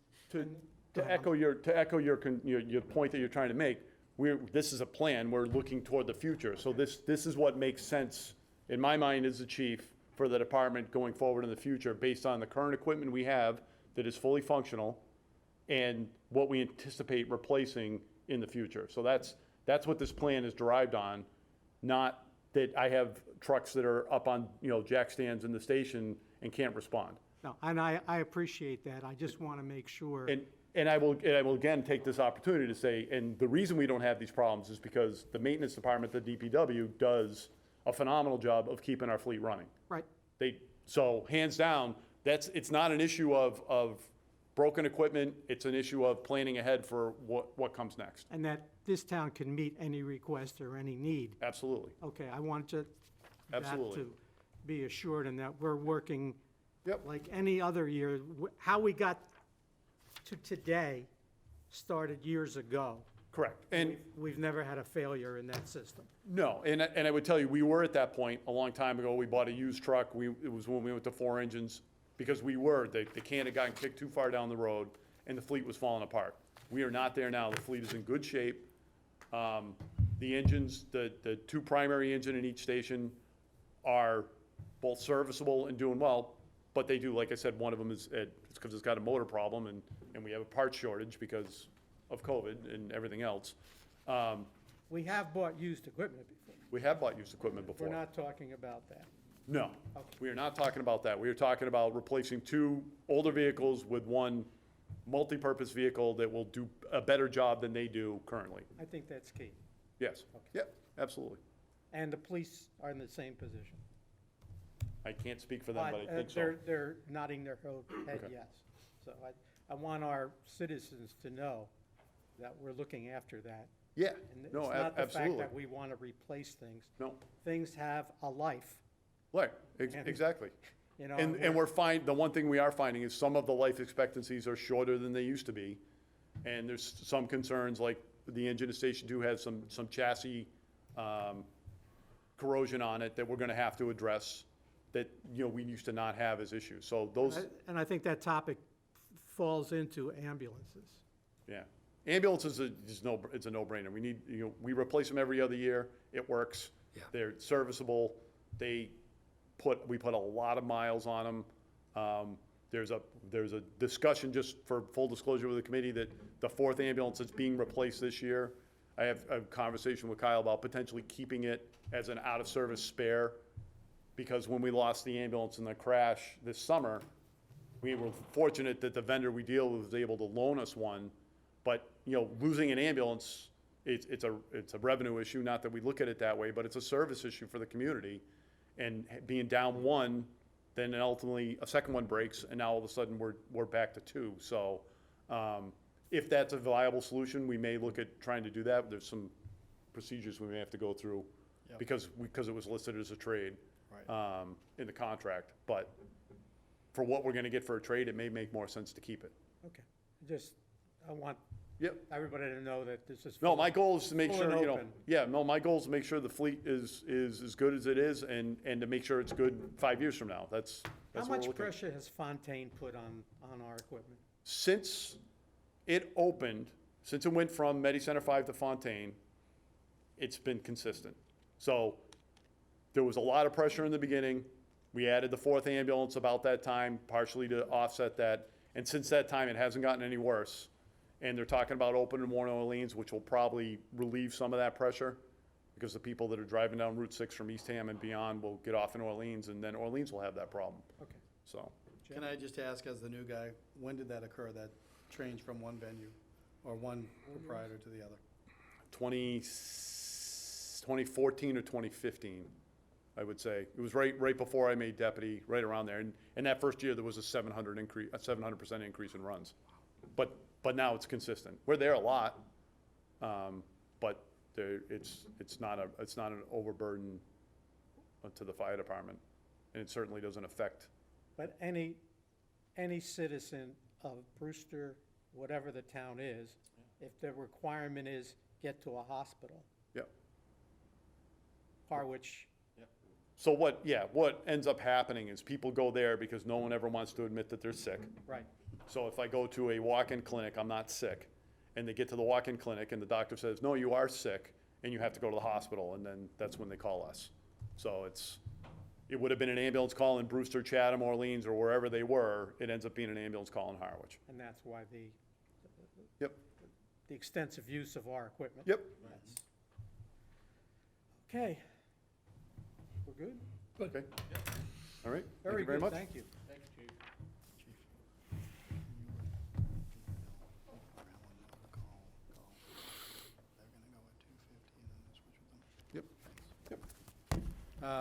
Thank you, Chief. Thank you, Mr. Chairman, members. At this point, I'd ask our DPW Director, Len Cooper, to join me at the table to first start about DPW and then get into facilities maintenance with Sean Libby and two buildings in particular. The director is going through his materials because we have an updated or a new form to share. You want to do that first? Yeah, we may as well. So what the director's passing out right now is not on the spreadsheet and is not yet before you. It was a matter that I became aware of when the Traffic Advisory Safety Committee presented their annual report to the Board of Selectmen. This is a future year's request, so it does not directly impact upon fiscal year. Updated for you. Thank you, fiscal year 23. And the director, I think, is going to be able to speak very well to alternative solutions. Thank you. So as the director hands that out, what I'd like to show you is that I've asked the director on behalf of the Public Works Department, but it's really in tandem with the Traffic Advisory Safety Committee. So we'll add that to the department and committee as well. That it will be DPW slash Traffic Advisory Safety Committee. And what it is the Traffic Advisory Safety Committee, in their annual report to the Board of Selectmen, mentioned that they were hoping to have a capital project considered that relates to the dangerous intersection of Route 39 and Chatham Road. And so right down the street here, if you leave Town Hall parking lot, you go out by Brooks Park, and you hang a left, you're on 39, and right past the guardrail on the right-hand side, you've come across, well, after Tootie Bold Lanes, you come across Chatham Road. When you're coming on Chatham Road, it's very difficult to get out. So Traffic Advisory Safety Committee has been dealing with that for years, I should say. The director can speak better to that because he's served longer on that than I have, but I'm fully aware of what that intersection, impacts and presents. So the application in front of you is for intersection safety improvement to design and construct a new intersection at Route 39 at Chatham Road. The purpose would be to increase efficiency. Again, that's a hard-coded choice on the state's formatting. It would be needed beginning fiscal year 2024. The benefit, this intersection remains dangerous due to roadway alignment, despite line-of-sight clearing, including removing a large tree, hedge trimming, and moving signage. Moving Chatham Road to a perpendicular alignment would significantly improve the safety of this intersection. We've anticipated the cost for fiscal year '24 to be $250,000, and again, that's for design and construction. Under discounts, there are no discounts or cost reductions that we're aware of. Are there other funds available? Not that we're presently aware of. And consequence of not doing this? None. Traffic Safety Committee has identified this intersection as dangerous and desires to improve it. So I think what we mean to say is the consequence of not doing it is that there would be danger there. So we'll take out the word none. Long story short, you can see the application. It contemplates $250,000 in fiscal year '24. And page 2 is a rendering of what could be anticipated? Yeah. Is that what we're looking at?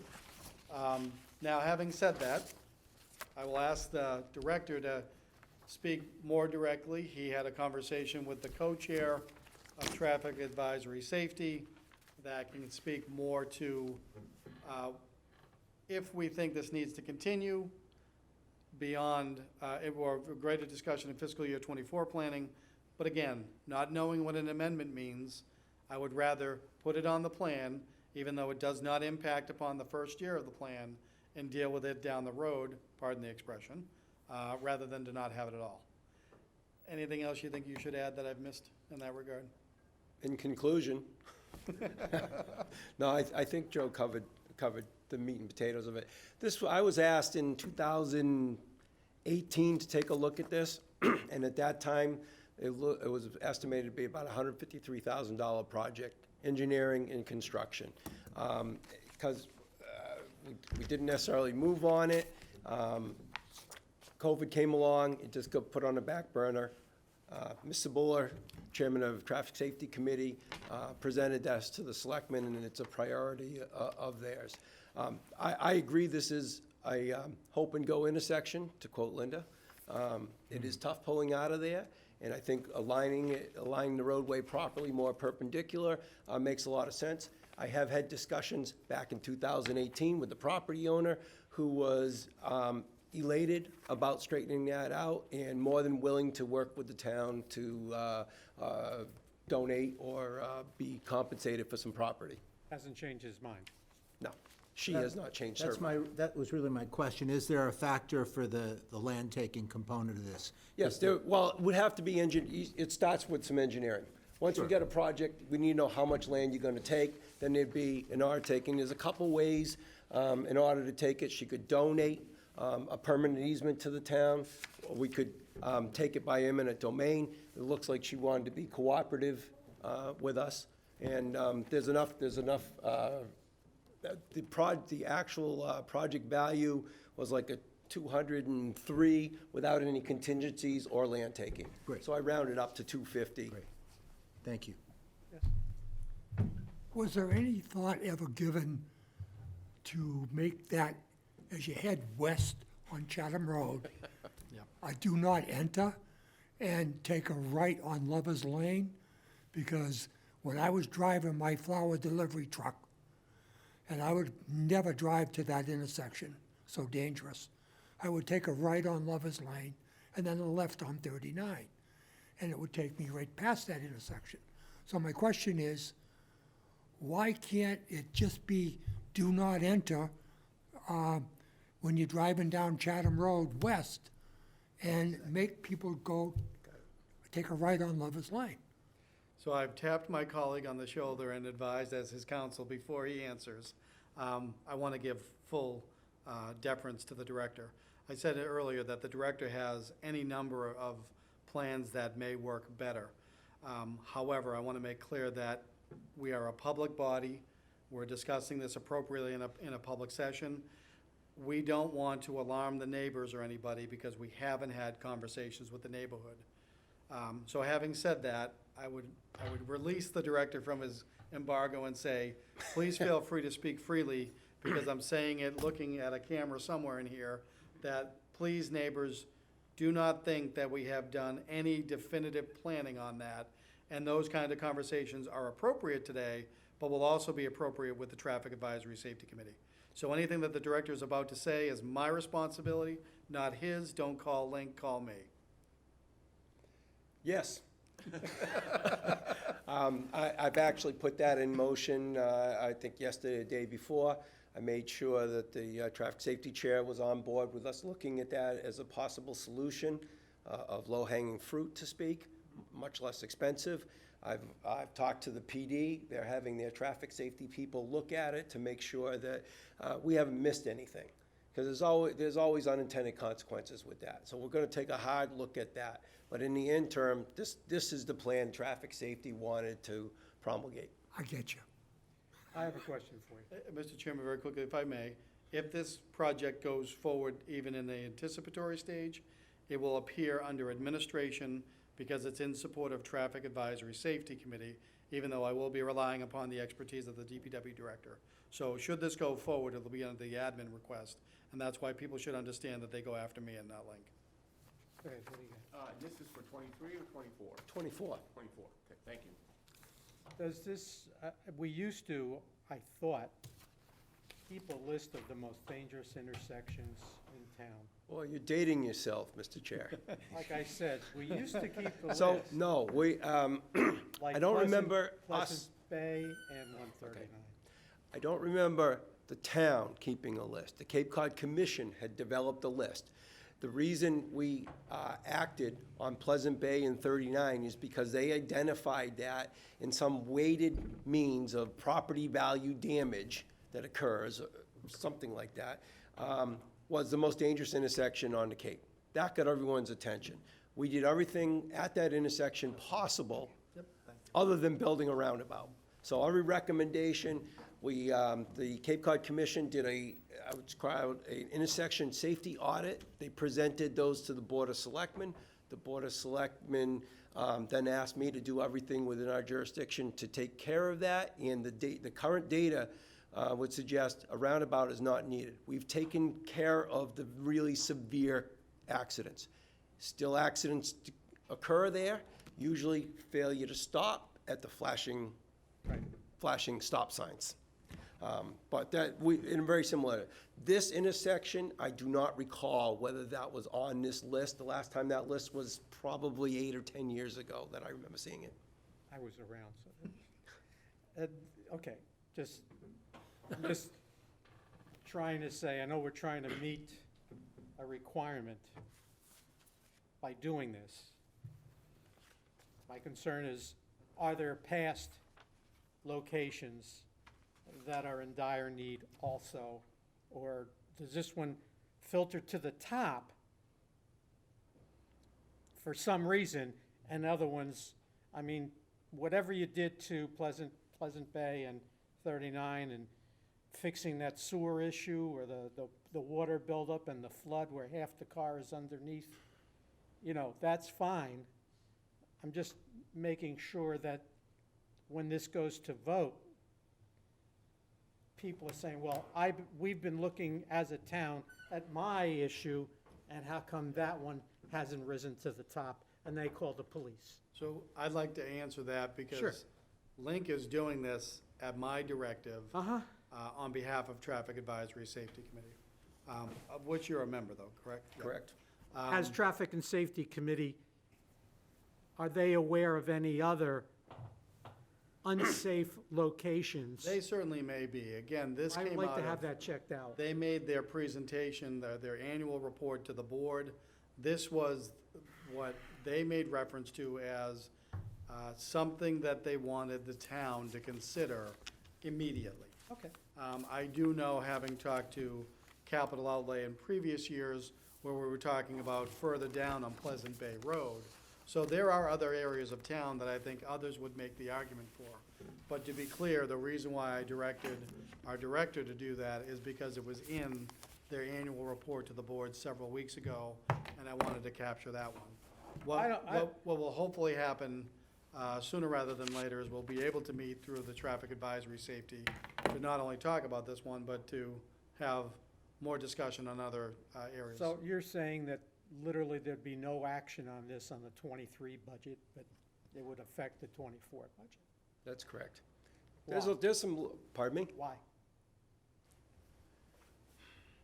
I'm just throwing it out to you. I think that's more a question for me than for Link. Well, you're talking in tandem, so. And the answer is, well, the first answer is, the Traffic Advisory Safety Committee wants this on the capital plan. I think they're comfortable with it being in fiscal year '24, given that they know what it takes to do design, construction, and I think the DPW director would remind me to say permitting, Department of Transportation, and any other agencies that have to weigh in. There have been no accidents or fatalities there, correct? There's been a slew of accidents over there. Okay, Slew I'm of just, accidents, you know, no just throwing it fatalities, out. no fatalities that I'm aware of. Okay. It's tough. Mr. Chair, ironically, the crash that the fire chief spoke about with his ambulance recently was here. Yeah. Was he on, They were coming down 39 from East Harwich, responding. Box van, plumbing truck with obvious side panels, couldn't see, and pulled right out onto the rescue, which put that down for a long time. To answer the question about other locations, there are certainly other locations in town that we have accidents on. The majority of those, if not all of them, are four-way intersections where we always look at them after an accident or before and deal with line of sight issues. This is one of the most particular ones where I can think of in town that is necessitating this type of construction to make the layout different. The others are mainly four-way intersections where easy fixes can be made, paint, signage, moving bushes. paying attention? Correct, exactly. This is a lot different. Okay, thank you. You're welcome. Thanks, Deputy. I'm Mr. good. Chairman, if I may, the original applications that the director can speak to, if you look at the spreadsheet, the 8.5 by 14, there's a request for a ball field mower, which Yeah. impacts upon fiscal year '23. There is the standard request, if I could call it that. Yep. On road maintenance. Yep. Certainly the roads improvement plan that he's managed so well for so many years. And similarly, the raft of vehicle replacements, that is an annual thing. So we have his three applications for that. I want to note that the transfer station generator, which is contemplated for fiscal year '24, is something that I was going to have the facilities manager talk about, because the generator supports a building. So it is a DPW request, and I put it under DPW because they own that transfer station. But I wanted to have a discussion, because you're gonna hear a lot of discussion in a moment about generators and buildings and things like that. And then last but not least, the director has the construct the maintenance building, $3.2 million in fiscal year '27. However, I will tell you, if I remember correctly, the priority on that was a desirable, or the category number 4. And you may recall I said that category number 4 priorities. Didn't we just fix that? We've been talking about that building for a number of years. We did some stuff to it. We've done some stuff to it, haven't we? Stuff to what, the DPW? Building. After that, No. there's no building. No, sir. I mean, this goes back to when Pete Watson was chair and had come Talking out. about the building you're in, your office. Yeah. No, we've done not much. We've done, we have a roof, we've done siding on it, Yeah, okay. just to preserve it. Okay. But nothing.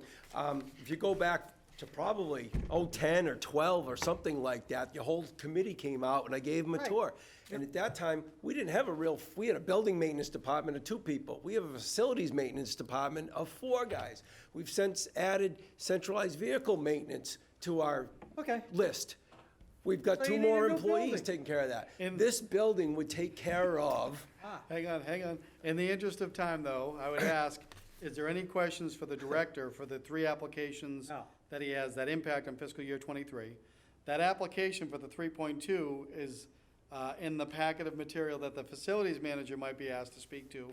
But again, it's fiscal year '27. Yeah. And before we get too deep into that, I wouldn't want to lose time to talk about all the things that DPW has to talk about for fiscal year '23.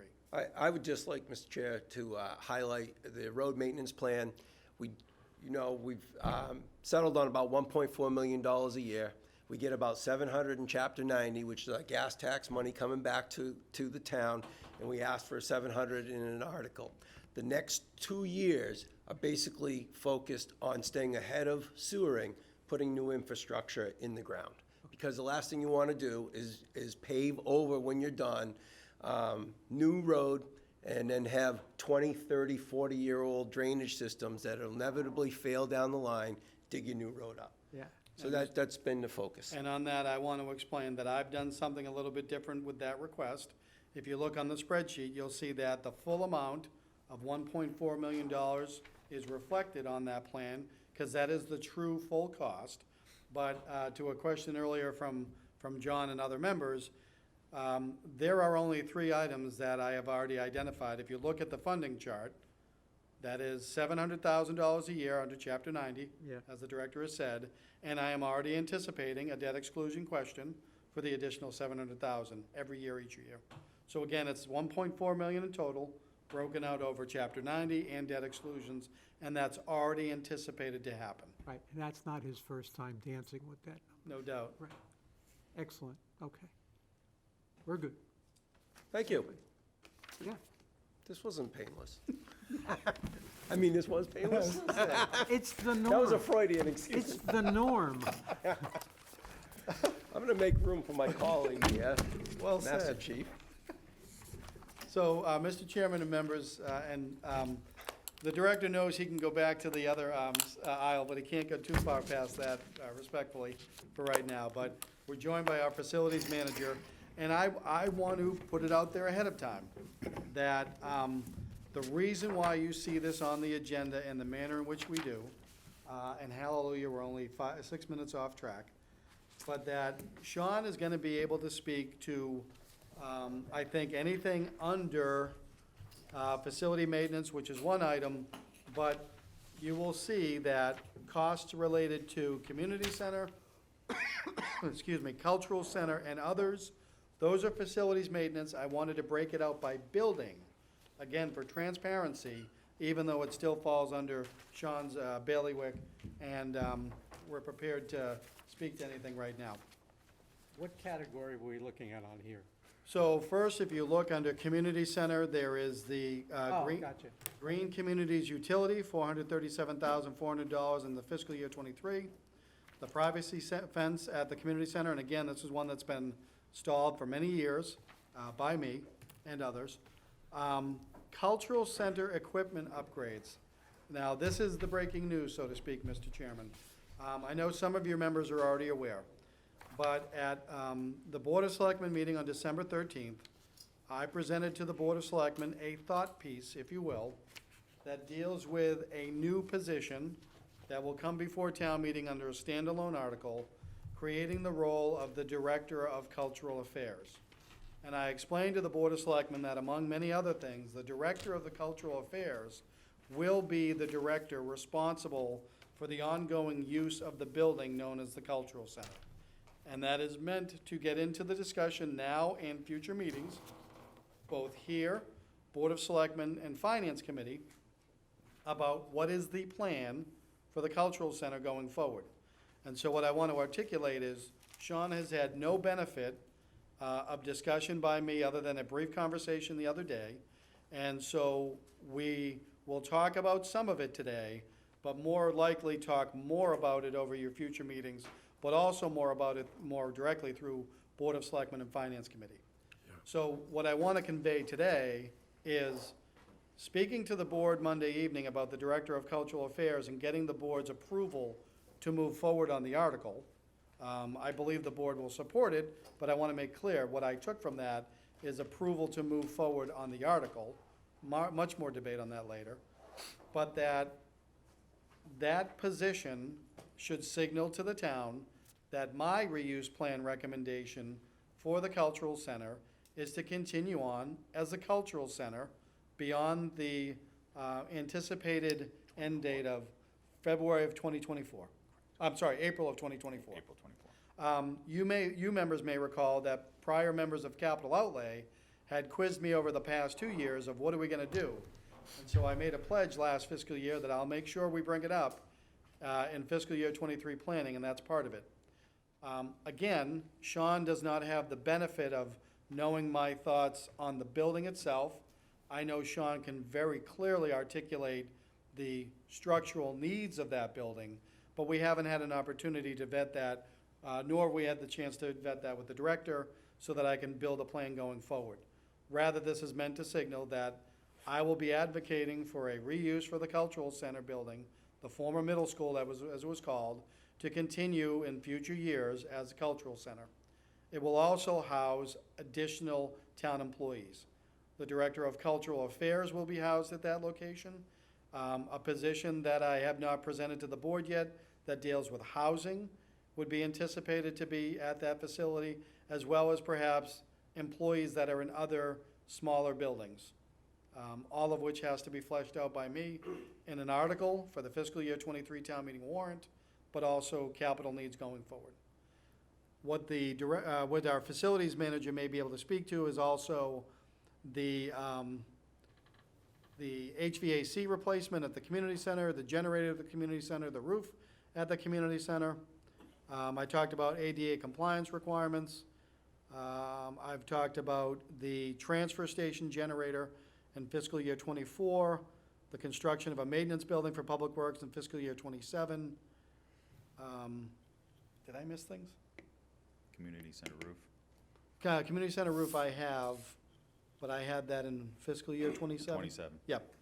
So, with that, here's our facilities manager. Good afternoon, Mr. Chair. Any questions? I think you presented it all. A lot on your plate. You're welcome. Well, let me make a comment to Joe's comments. I think we're a long way off about this cultural center. And, you know, when this first happened and we shut that school down, it was empty. And, for a long time. And, we had opportunities to do a lot of things with it, and we didn't. At the time, the powers that be decided to use it as it stands, and we had people look at the cost of doing business and keeping it open. And as of today, I'm assuming it still is not in the black. And I don't know how much capital it's going to take to make it livable, the entire building, not just the first floor, the gym, whatever. I'd like to hear the plans, and surely it's an asset that's just sitting there, but, you know, this all arose, you mentioned Pete Watson. This all arose when this town would not get rid of assets, and we would never say knock it down and build a ball field. So I'm very interested on what are you gonna do with the building? Again, after 10 years of doing what we do with it now, and it's not making money. You know, we got the sewage issue, we got everything to go with it. So I'm just making a comment. Sure, no, if I could though, because like I did with the director, Sean is ready, willing, and able to speak to our buildings. And not to suggest, Mr. Chairman, that you're doing what I'm about to say, but I don't think it is fair to ask the question of how can that building be financially sustainable? That's not Sean's directive or requirement. That falls to me, that falls to the Board of Selectmen. It will eventually fall to my direct reports and department heads. And Sean could, if we want to today, speak to these significant numbers, as I think you would agree. Yes. On the capital needs for that building. But to some of the things you've suggested, I do want you to know that the Board of Selectmen had a discussion earlier this week about Cultural Center generally, is having a specific conversation Monday, December 20th on Cultural Center gymnasium use, fees, and things related to that part of the building going forward. I will be discussing with them the reuse of the kitchen items in that building. So those discussions will happen over time, but more related to the article for the position and more related to fee structures that come through the Board of Selectmen. And I appreciate that, but I was on the committee 8 or 10 years ago that actually was dedicated to the building to see where was it going. Yep. And nothing was positive. And that was a long time ago. So my emphasis is that I have heard, both as the acting administrator and now the new administrator as of February of '21, that there have been discussions about that building, but there is no plan, and that's valid. And so I have taken it on as my goal, and the board has affirmed that goal of mine, to develop a plan for that building. And it starts with, if we're going to use that building, I need a director in there to advocate for the programs in that building, to develop programs for that building, to advocate for the appropriate fee structures for that building, so that it is not a loss leader, but also recognizing that no one department or program, administration cannot fund the costs related to town hall, nor are we expected to. But also to put out there that I have an alternate plan. And that is, if the director position were to fail at town meeting, or well before then, if that's how it goes, my next effort would then be to dispose of the asset on the open market in accordance with Chapter 30B. So what I expect that we will have is we will have a very robust, no different than Brooks Academy Museum, but we will have a very robust discussion as a community throughout the winter months and potentially the spring on that building. And it starts with, I am building a position known as Director of Cultural Affairs to be housed in that building for the purposes of running that building. Sean's purpose is to support any building, if I may, if I'm getting it right, support any building that the town has that's operational. So this would be the time to ask him how much is it gonna cost. Or to make operational. Correct, thank you, yep. So, Mr. Chair, if I may, Sure. you're right. For years, before Monomoy even moved out, they had what you call deferred maintenance. They did as little as possible for as little money as possible, and there were numerous things wrong when they left. We were directed to keep it temperate, so it wouldn't fall apart for the first 2 years, and then it was decided that we were gonna put occupants in it. We had to start doing some repairs to it. We went through many different programs through Cape Light Compact, getting motors replaced and doing maintenance and getting items that were required to keep the heat up for now residents, people using it, instead of just empty rooms and leaving the doors open, so they'll get radiant heat throughout the building. I can tell you, since we jumped to this, that I put this in fiscal year '26, which would be after '24, and the decision was made, even though I look at it every day saying, I need more bubble gum. So in '26, I currently have, starting at 1.160 million. So that's replacing boilers, We got one that doesn't work, hasn't worked. Hot water continuously goes out on it. That's a partial window replacement and installing a generator. So if in the event we ever do lose power for a long period of time, last year we lost it for 4 days. Temperatures got down in the 30s into the building, no generator. So those are my concerns with that building. Beyond that, I have more window replacements, roof replacements. It's gonna cost a lot of money. Sounds like the West Harwich School. Yep.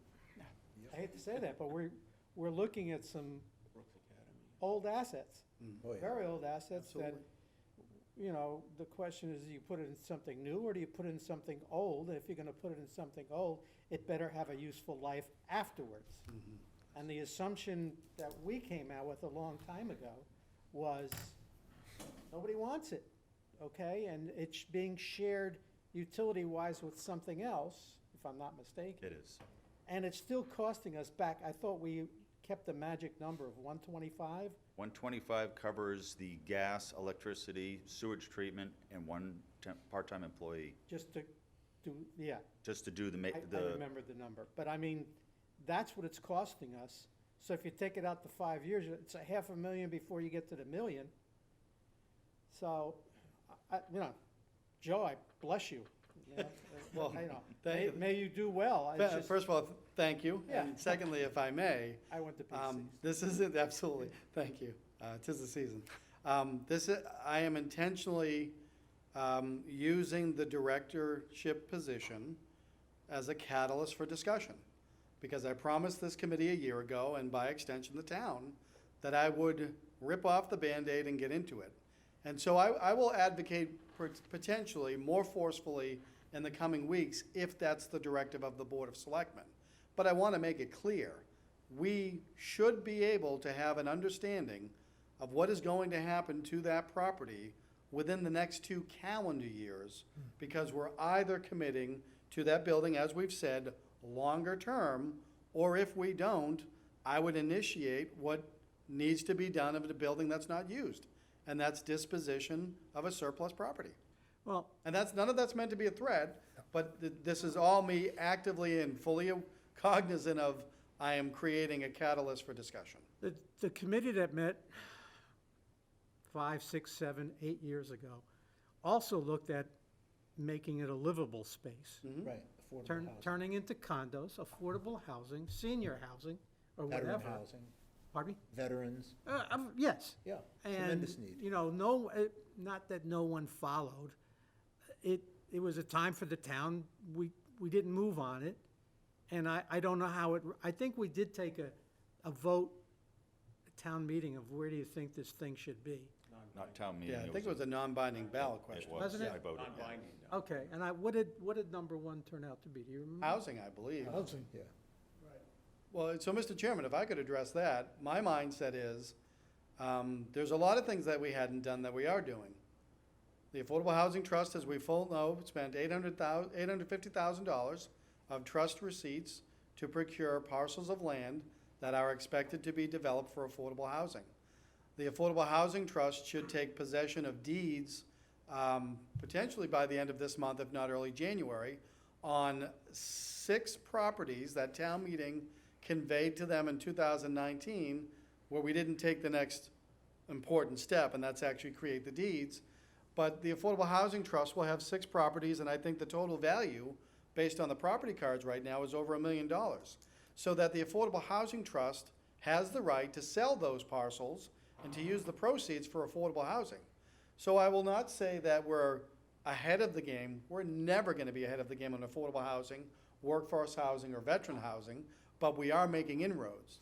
So now that we're making inroads and we don't necessarily look at the old middle school for those other purposes, but we do have ways to fund affordable housing, to me, it's an appropriate time to figure out cultural center or surplus property.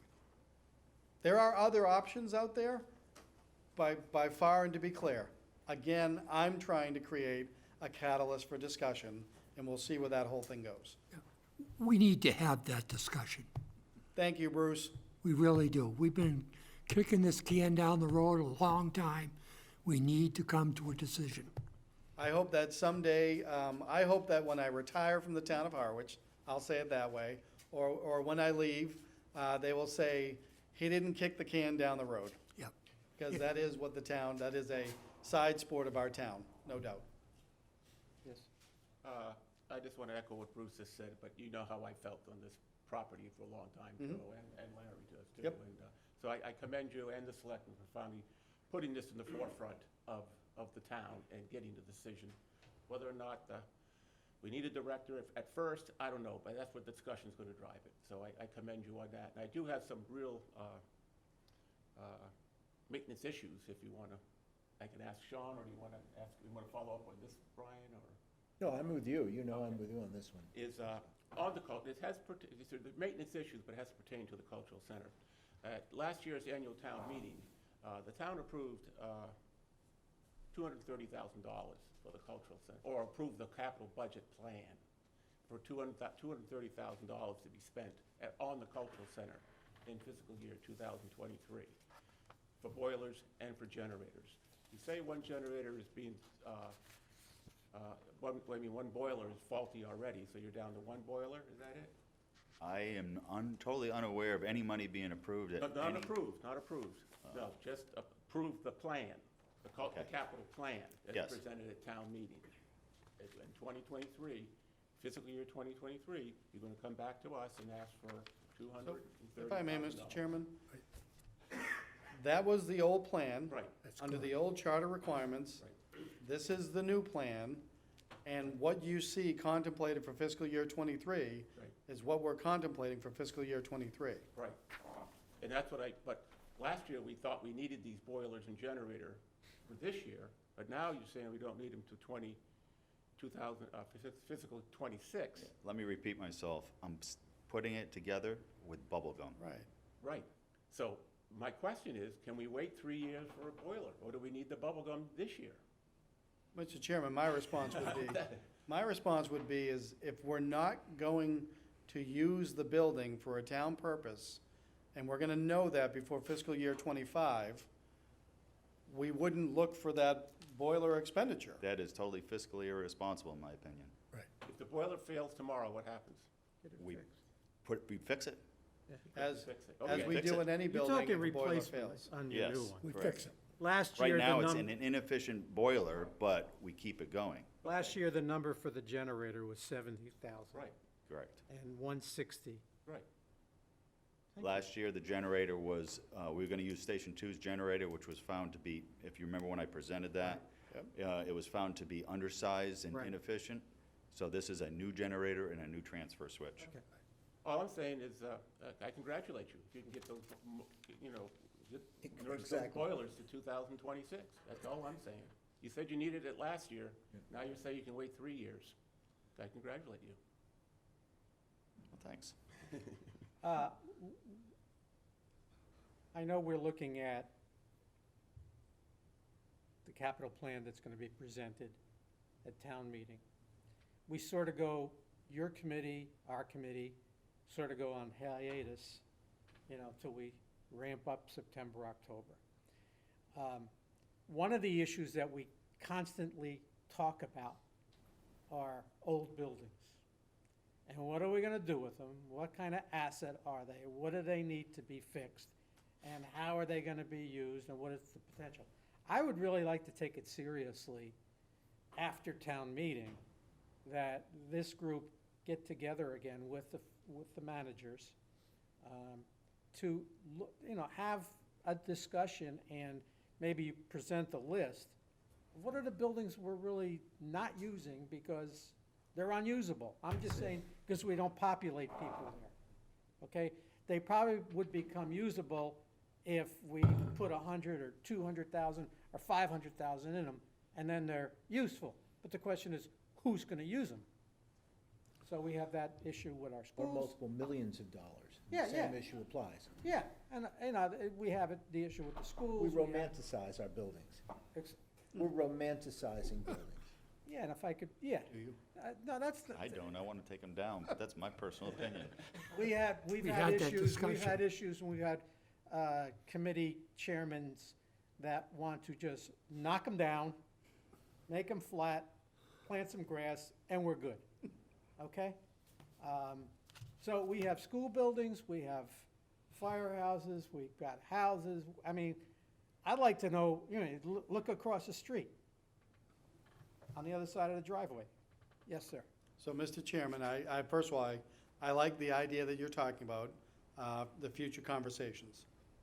And we will absolutely do that, because first of all, it gets me to get you folks back on your appropriate calendar, which we haven't been able to do since 2019 for an abundance of reasons.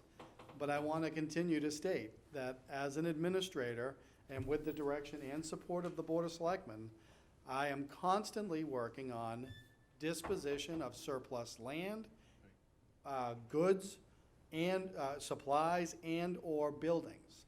And so we are actively evaluating those all the time. Now, with regard to the last building you mentioned, I would say that if there is another building, such as an old middle school, that could take the tenants from that building and put them into that other building, then the town should discuss, what do we want to do with that building?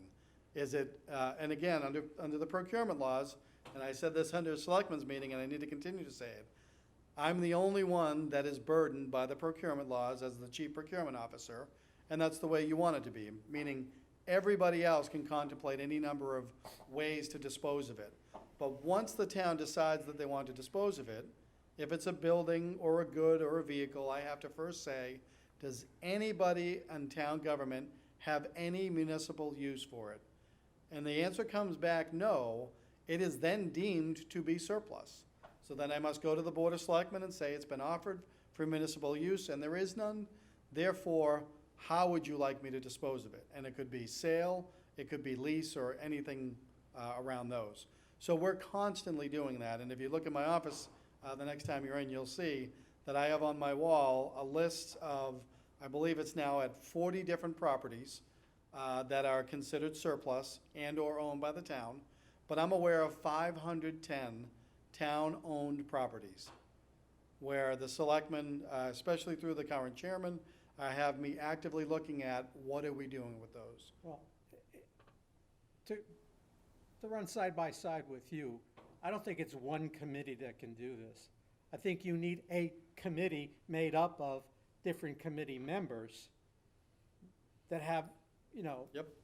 something to be concerned about, you know. Absolutely. If I may, for the benefit of our facilities manager, were there any specific questions to his applications or his plan? No, I think he's good. I think I mean, You're welcome. you know, he's, Other than boilers, so we'll see. you know, he's been a bright light since he's come aboard. Amen to that. Okay? Amen. And I think he's worked well with your committee, this committee. Yeah. And I don't know the other committees, but that's my concern, is that we're talking about you know, you part of the committee,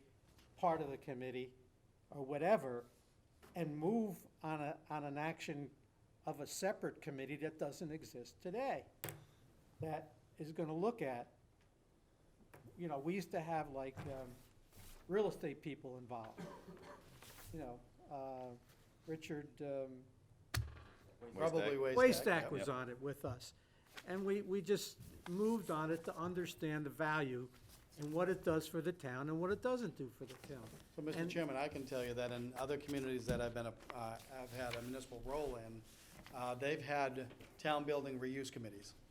And so before it gets to the point of disposition, you know, and it's many of the same actors that you just talked about. So I think there's tremendous value in that. And the part that I'm very concerned about is we're paying for things that we're not using, and yet in other words, a school. We're also picking up more of a percentage on paying for the existing education system. So we're getting it from both ends. We're paying for something we don't use, and we're paying for something. And this town, I don't know what the average age is. We're not elementary school parents. I don't know about you guys, but you know. And I have an issue that we're supplementing, as we should. We're able to do that. But I really want to know, where do we draw a line on move forward this way or move forward that way? Is it 25% of our energy here, rebuild, refurbish, and 75% is start a new way of doing things. And I thank you. Amen. You build them, we'll fix them. You got it. We're gonna have to. Thanks, Sean. It keeps you employed. What are you complaining about? Mr. Chairman, I thought I might have been doing a colleague of mine a favor. With your indulgence, I was gonna ask that you allow Golf to present next, to take them early. I saved you 7 minutes, Sean, sorry. Because the remainder of the items will be presented by yours truly well before 4 o'clock, Bruce. Yeah, because I need 10 minutes to get there. Understood So completely. now he's saying 3:45. So, Hi, Sean. You're good. You're good. so, I don't have any surprises to spring upon this Sean, but we're joined by Sean Fernandez, our Director of Golf Operations. Did I get it right? No, golf superintendent. Dang it, Golf Superintendent. I don't know his title, because I just say that he is the person responsible for that gorgeous golf course that I do not play well at. I do know, however. If you can get on. Oh, Oh, yeah. I'm not gonna make that Hey, listen, argument, but, when you brought me here, you didn't say that as a Ah. stipulation. You just said. know me make well. sure- but Sean is prepared, I believe, to speak on behalf of Golf Superintendency, also the Director of Golf, on behalf of Roman Greer. And so what you should have in your packets, and which corresponds with golf, are 2 applications. The first of which is irrigation update, which is absolutely the bailiwick of our golf superintendent. And then vehicle purchase, which is something that he and/or Roma could speak to. So with that, Mr. Chairman, members of the committee, I would turn it over to my colleague, our golf superintendent. Hello, gentlemen. Go ahead, Sean. Hit it. So, we'll go with the irrigation first. I didn't think I'd be here, still here, but it looks like I'm gonna put in another one. Back in 2005, we did it, I know. We did an irrigation system upgrade, which is, over the top of the original one that lasted us 30-something years. And I'm gonna give you, good news is the pipe that we put in the ground, because we went to what we call HDPE pipe, which we thought would last more than 20 years. It's probably gonna last 50 years. So what I have in front of you on the irrigation side is a change out in wires, because the wire's been in the ground for 20 years. It's starting to, what we call short out, so we're losing control of some heads. And then also too, the heads are plastic. They can only go this way so much. What's happening is I have set points on each end, and they're basically blowing by those set points. So what ends up happening is that I'm not getting water where I need it. So as we move forward as a golf course, our goal is to be as green as possible. Everything that we've been doing is pushing us towards that goal. We would like to be an Audubon sanctuary at one point. That's kind of what we've been doing in the town, reducing fertilizer, changing over to solar, electric carts. We have hybrid golf equipment now where we're using basically an engine, and then the reels are all electric. So we're making the switch as we go. We'll start reducing fertilizer. We'll start doing the same with water as we go forward. So these are all the things that Cranberry Valley is doing to try to get to that goal. The irrigation system is one of the biggest tools that we use because it allows us to manage the water that we do put out, because the resource is such a high commodity So Oh, the on Cape Cod. infrastructure stays the same. The infrastructure is gonna stay the same. It's just gonna be heads, all the pipe stays in the ground. It's gonna be wire, grounding for for lightning strikes. So they can update that, and then everything else other than that, it will stay in the ground. So the controller is still good, sir? Yeah, we use a computer, basically, just to let you know, the controller is 100% a computer that sits in my office, and we talk to everything via a wire path, a 2-wire path that comes up, that goes from my office out. That wire path will be changed out, but the computer, we have based, every year, we do, every 5 years, we change out the computer system, so. And every year we go through the system, we make sure everything's doing what it's supposed to, so we make sure that we're on top of all that. Mr. Chairman, if I could very quickly, first I want to point out that this project is contemplated for fiscal year 2025. So it's not for fiscal year '23. And then beyond that, if you see in the form, the upgrade is anticipated to be paid entirely out of the Golf Department's Golf Improvement Fund. However, we are working, me administration, finance, Carol Capola, with Sean and Roman to work out the debt schedule that we would need given the cost. So the funding will come from the Golf Improvement Fund, but there is debt involved. Correct. What's the current debt? Current debt, I believe, if I'm not mistaken, no, I think we're completely paid out by the end of next year. So it's not that 600,000 number anymore. No. That's good. So we are, I believe we go debt neutral. I think the only thing, as far as with the town, we still have the cart barn that we're paying for out of our golf receipts. So Right. that's about 1.2. Other than that, as far as Shop's paid. paid for, we're in the final stages of that. The town redid the debt, so it extended it out a little longer, but I think we're down to 75,000, 75, and I think we're done. So as far as irrigation, that's to keep us basically, we do this, you'll probably get another 20 years. What's the revenue for you guys right now? Last year was our best year. We did 55,000 rounds and we did 2.18. Sean, can you just say what you mean by last year? Oh, so last year was from, basically, we're in 22's budget, so it was in 21. So July of last year to this past June. July 1st of last year to, Of 21, Of July tw- 1, 2020 20. through June 30, 2021. that's our best year we've ever done. We've never done more, we've never went over the $2 million limit, and we went over that number this year. And again, we've never been over 50,000 rounds, and we how did much they 55. contribute back to the town, do you remember? You know, Can I answer that first? yes, I would argue that they contribute back to the town because they are the town. And I'm not being cute, but I am trying to change the narrative that golf is not a separate entity. They do have their own golf improvement fund. But the revenue that comes in is the town's revenue. It's the town's revenue, but from day one, that revenue was to pay the debt of the golf course. So Primarily. Pardon me? Primarily. Exactly. So Right, my the point primary is, use, yep. yeah, after all the debt's paid, what are you contributing to the town? That's my point, I understand the question now. yeah. you know, we spent last year probably somewhere around 1.6, 1.7, and we made 2.18. So $500,000 to the town. So that's a rough Yeah, way of doing it, but there's other things that are in and you there. had good weather. Yep, and the demand obviously is Yeah. through the roof, so Yeah. understand. When you have demand through the roof like we've had, every tee time on the tee sheet's full. So when you go in the summertime, it's 6 to 6, 6 to 6:30 roughly. So we're full. You know, the nicest thing is, and I've been here for so long now, that we've established a great golf course that everyone wants to come play. And when you do that, it's nice to be at the top, because when you're at that point, everyone's like, oh, you guys slow? No, we've been the same every year. For the last 10 years, it's been extremely hard to get tee times, obviously, because a lot of people want to play it. Like I said, we built something here, and we take care of it in the manner which a lot of towns don't do.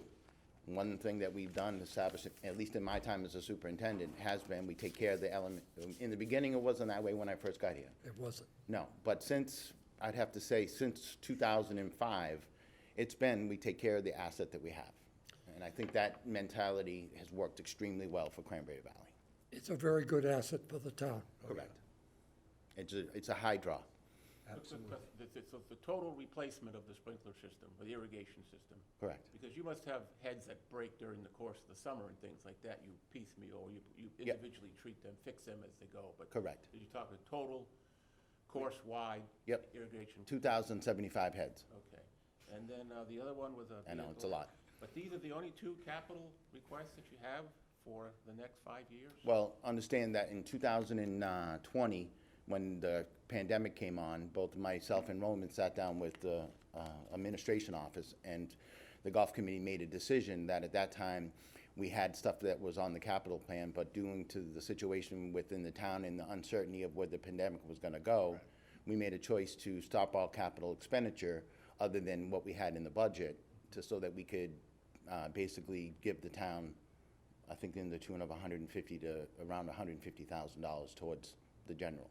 I think it was a wise move, because the worst case you could have is a detriment to the course itself. Forget Correct. the members, forget the building. Correct. The course itself and the lifeblood of that course is the sprinkler system. Correct. It runs 24 hours a day. And if I may, I also want to, exactly what Sean said, meaning Sean, Roman, Clem Smith, Chair of the Golf Committee, made a conscious decision, first of all, to partner with administration and finance. I almost said town, and I don't mean that, because we're all the town. But they did actively partner with administration and finance at a very difficult time, because we truly didn't know what the pandemic was going to bring. And I don't even want to repeat the numbers that we originally anticipated, because they were well within the red. But the committee, through the leadership of Clem Smith, Sean, and Roman, also took that time to reevaluate their capital plan and sort of reset. Reset it. And I want to applaud them for that, because that's not easy to do. It's not easy to say, wait a second, we're going to stop, we're going to analyze, and we're going to reevaluate. And the net effect of that, as you've just said, is, I think, a better plan going forward and a clearer look of what we see happening over the next 5 years. And so I give them the tremendous benefit of having the discipline to do that, because I don't know that I could do the same thing on the rest of the house. The goal, our goal was, we knew that we had gone through a phase in which we were on a pretty good schedule with capital. We are doing things solar field and other aspects. So what we said to ourselves at that moment was, well, we don't stand alone in this town, the golf course doesn't, and if the town fails, then the golf course fails. So at that point, we rallied, we put everything in, and we said, you know what can we get to and how are we gonna get there? So that's what you see in front of us. Our most important aspect is the irrigation. And that's what you see in front of you. Did you get a new cart barn? Did I? No, I did not. The cart barn, yes, we did get a cart barn, yes. Not what was planned, Not what was, the circular, no. so not the full-blown. Yes, what we originally planned back when I think it was in 2005, we had a plan at that point. At that point, the costs were outrageous. Right. So we reassessed everything, we went back and basically redesigned the cart barn where it was, and we knew that we wanted to give a good product, but not something that was gonna be a structure that was gonna be outpacing what Cranberry Valley really needed. What we have is what we need, let me put it that way. So, and it worked out well. And everything that we're gonna do, the cart barn has basically given us a solar field that's gonna produce as we go forward. It's also given us electric carts. So, and it's actually given us a more beautiful entrance as you come in, because now as you come in, there's not a big red building looking at. So it's done a lot of stuff to allow us to. You've done a nice job. Thank you. Really nice. Thank you. Yeah. Joe, could you explain to me the 5-year capital plan and how the town approves at a town meeting, but then they have to go back to town meeting to approve something in the next preceding years, or how? I can address that. I don't know that we want to do it in Sean's time.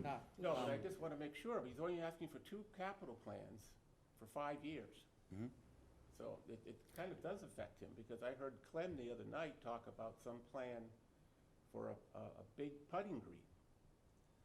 And I'm sure a big putting green is a very expensive project. So we haven't vetted, so when Right. Clem talks, I'm gonna give you a little. That was the What- annual report given by the Correct. golf. So Clem's talking what he'd love to see and what but we haven't vetted any of that out. Okay. Right. So understand that then he comes back to, I'm gonna use this word, come back to reality a little bit when he sees the superintendent and the director of golf. I'm just curious. It's great that he dreams, No, it's but we good, bring him it's back, good. we have to sometimes bring him back to reality with everything that we are. And to dovetail on that, it requires me to say on record, on camera, that when the chairman mentioned a trip between the chairman and the board to St. Andrews to stand on Swilton Right. Bridge, Again, a dream. And I think Sean and I will go there before everyone else goes there.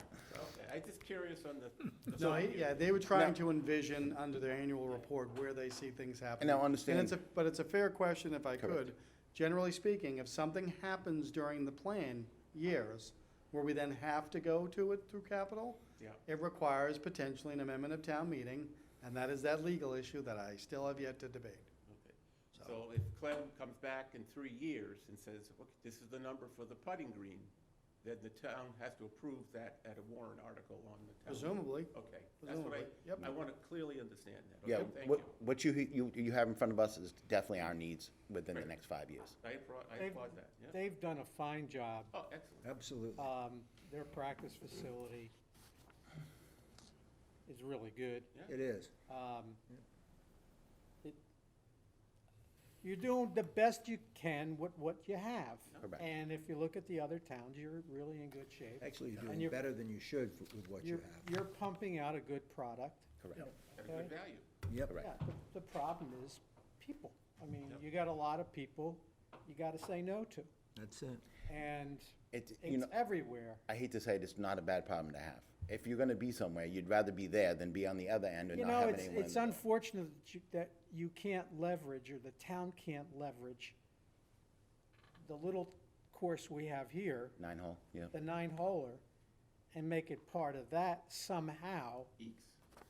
No, you can't do that. There's too many owners of that little course. Right. Oh, I So, can tell you all about Understand it. this, this is the issue that we face, and we've always expressed this in this business. And, you know, when I came in the door, and almost 25 years ago, the question was on the table at that point that they said they needed another golf course. And I raised my hand in my first interview, and I said, can we first please take care of the one that we have before we decide that we want to go somewhere else, i.e. buildings. So I equate this to Cranberry Valley doing exactly what we do very well. The issue that you face is there the demand for another 9 holes or 18 holes? The problem that we face, and if you look at other golf courses on Cape, we're the only town that only has one, and they have 2, they have a hard time filling the other golf course. Now, would I suggest that we could, in the future, someone who wants to sell that golf course, and the town chooses to want to enter into maybe doing something of that nature? At that point, because we are older than the average, and we have a lot of demand, pickleball, it could be something that we need to do. But at this point, what I would suggest, and I've always suggested, is let's continue to maintain what we got before we decide we go do something else. Because the issue is, the moment you decide that you want to do something else, a hurricane comes, or a tornado shows up. And to be clear, the town of Harwich, through administration, finance, or golf, is not actively in negotiations nor seeking, nor having any conversations with any other golf Anyone else. operation that the town does not run in the town of Harwich, correct? Correct. At one time, I was on that committee looking for another golf course. Correct. We did approach Chatham at one point about managing their 9-hole golf course. Problem was, when we showed them what we could do, they said, wow, this is actually more than we thought we could get. And they said no. And they Well- probably upped their number to the management I'm company. glad we never did it. Because that's what I would have done. What's the vehicle? So the vehicle, basically in 2000, I believe it's a 2005 truck that we have. It's part of the plow fleet. It plows for the town of Harwich. It's basically run its time. It's, you know, the bed rusted out, we got the frame running out. It doesn't have a lot of miles. We end up putting maybe 60,000 miles on the truck because it only stays on the golf course. But because it does the yeoman's work, it's Cape Cod. After 20 years, it's past It's its in time. tough shape. And it's, like, again, it's a part of the plow fleet. So understand it, Kyle, Highway takes care of it. Highway oversees it. Highway came to us and said, put it on the schedule. We need to start thinking about replacing. This is a statement that leads to a question. I want to make sure I'm correct. You'll see on the request form that it's $90,000, anticipating that $45,000 comes from Golf Improvement Fund. The additional $45,000 is in the golf operating budget expense line, correct? Not sure of that one. All right, so it says that in the application, so we'll vet that. We'll have to And vet the reason that. why I say that is because it also says that the existing vehicle will be traded in. Now, we would trade that in for a cost reduction, but we can't anticipate that as part of the funding. Correct. That's The how, only- the that's on- how we would dispose of the vehicle. And the only way, and the other thing was, the bed had rusted out so bad that we had to actually purchase a stainless steel bed, which will then be put on to the new truck. We're gonna use that, so we basically gonna order a truck without a bed, and apply the old bed onto the truck to save some money. So it's coming out of their budget, basically. Correct. Correct. That's good. I say that because once we vet that specifics, the funding source chart will be updated to include, you can see there's a line already there. So you're good with all your equipment? You Yeah, don't- so, you know, the best thing is that, and I'll be honest with you, is that I love when everyone listens to a little bit of what I talk about, but apparently we've, over the last 50, I've done 3 of them now, it's all in the budget. So we've now have a rentals and leases within the budget. We go negotiate it. It was a little late, this last one, but we just signed last year with new equipment. And the actuality, we didn't have to go through John Deere lease. We actually leased, we had Carol go out and procure the money that we needed through, I think it's TD Bank North. Correct. And then that way, it actually kept the number down a little bit for us. So we have it built into the budget that every 5 years, we go back out and we release. So those costs are all associated with the golf course, paid by the golf course out of the budget. When we go on this hiatus kind of thing, Mm-hmm. I'd like to have the golf committee come in and give us a breakdown of what they're doing, how they're approaching it, and funding methodologies, and where they see them going. We used to do that every year. Yeah, so understand too, is in our budget, we do have $60,000 within our budget that's for capital. So we do, I have basically a T program, cart path program, 25,000, 24,000. So that allows me to go out and do 1 cart path, 2 cart paths if I need to. Allows me to do some bunkers if I need to, or change that. And then also too, we are in mutual agreement with Dennis and Brewster for airification, in which we buy equipment and then we share it amongst the 3 of us so that they help each other out. That program has worked out great. We don't have those issues. You know, labor is our biggest cost, you know? So. If you can get it. If we can get it. I've been lucky, you know. Most of the guys that work for me have been there 15, 16 years. I've been here 23. They've been with me for 17 years. As a seasonal employee, that's hard to say. I got a gardener who's 80. I mean, they don't want to leave. They like what they do. They do a great job. So we've been lucky in that And aspect. you've been doing a good job. Yeah? Thank you. Thank Thank you. you. It's all yours, Joseph. Dismissed. Thank you. Thank you, sir. You guys have a great Thank day. you, Sean. Appreciate Thank it, you. Sean. I will never remember his title because to me, he's more than a superintendent. You won't have to There, worry I until I said it. If you know him, you can get on the course. Now you're gonna ride in one of his trucks or carts. If you want to get a ride out, I could gladly. Thank you, thank you. I don't want to carry. Mr. Chairman, question for you and the members. Do you have a form? I don't know that Ellen distributed it. I think she may have given it me to distribute. That says, Administration Department, Joe Powers, Town Administrator. Request date is today's date. Project request is Beautify Villages of Yep. Harwich. All right, great, thank you. So first, Mr. Chairman, I would go to engineering. And this will be the briefest I will ever be, because if you look at the 8.5 by 14 page, you will see under engineering, so about a quarter of the way the page down. Yep. It says engineering via administration, stormwater, environmental protection agency, MS4 compliance.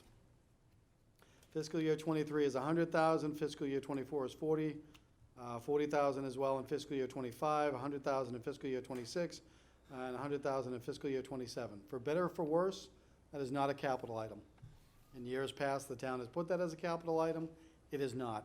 It is a mandated cost requirement that should be factored as an operational cost or an operational expense of the engineering budget.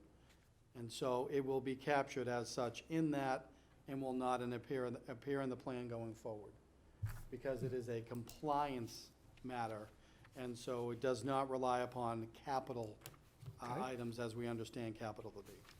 So that will come off future plans. You will, however, see it embedded within the engineering department budget under the operational budget.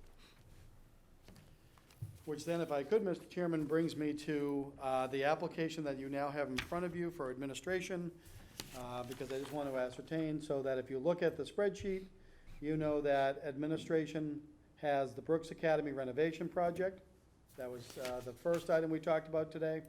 The administration line will show the roadway improvements, the intersection improvement that Link Cooper talked about earlier. And now what you have is one request that I am compelled to present, and it is the paperwork you have in front of you. So first, Mr. Chairman and members, what I'd like to do is read it, not line by line, but this is a request of the administration department and specifically me, town administrator. The project request is to beautify the villages of Harwich. The asset category, this is a design cost. The priority is it's an enhancement. The town previously approved funding for sidewalk design from the community center to the cultural center via Harwich Center. Additionally, the town had made some temporary improvements to Harwich Center using state grant funds.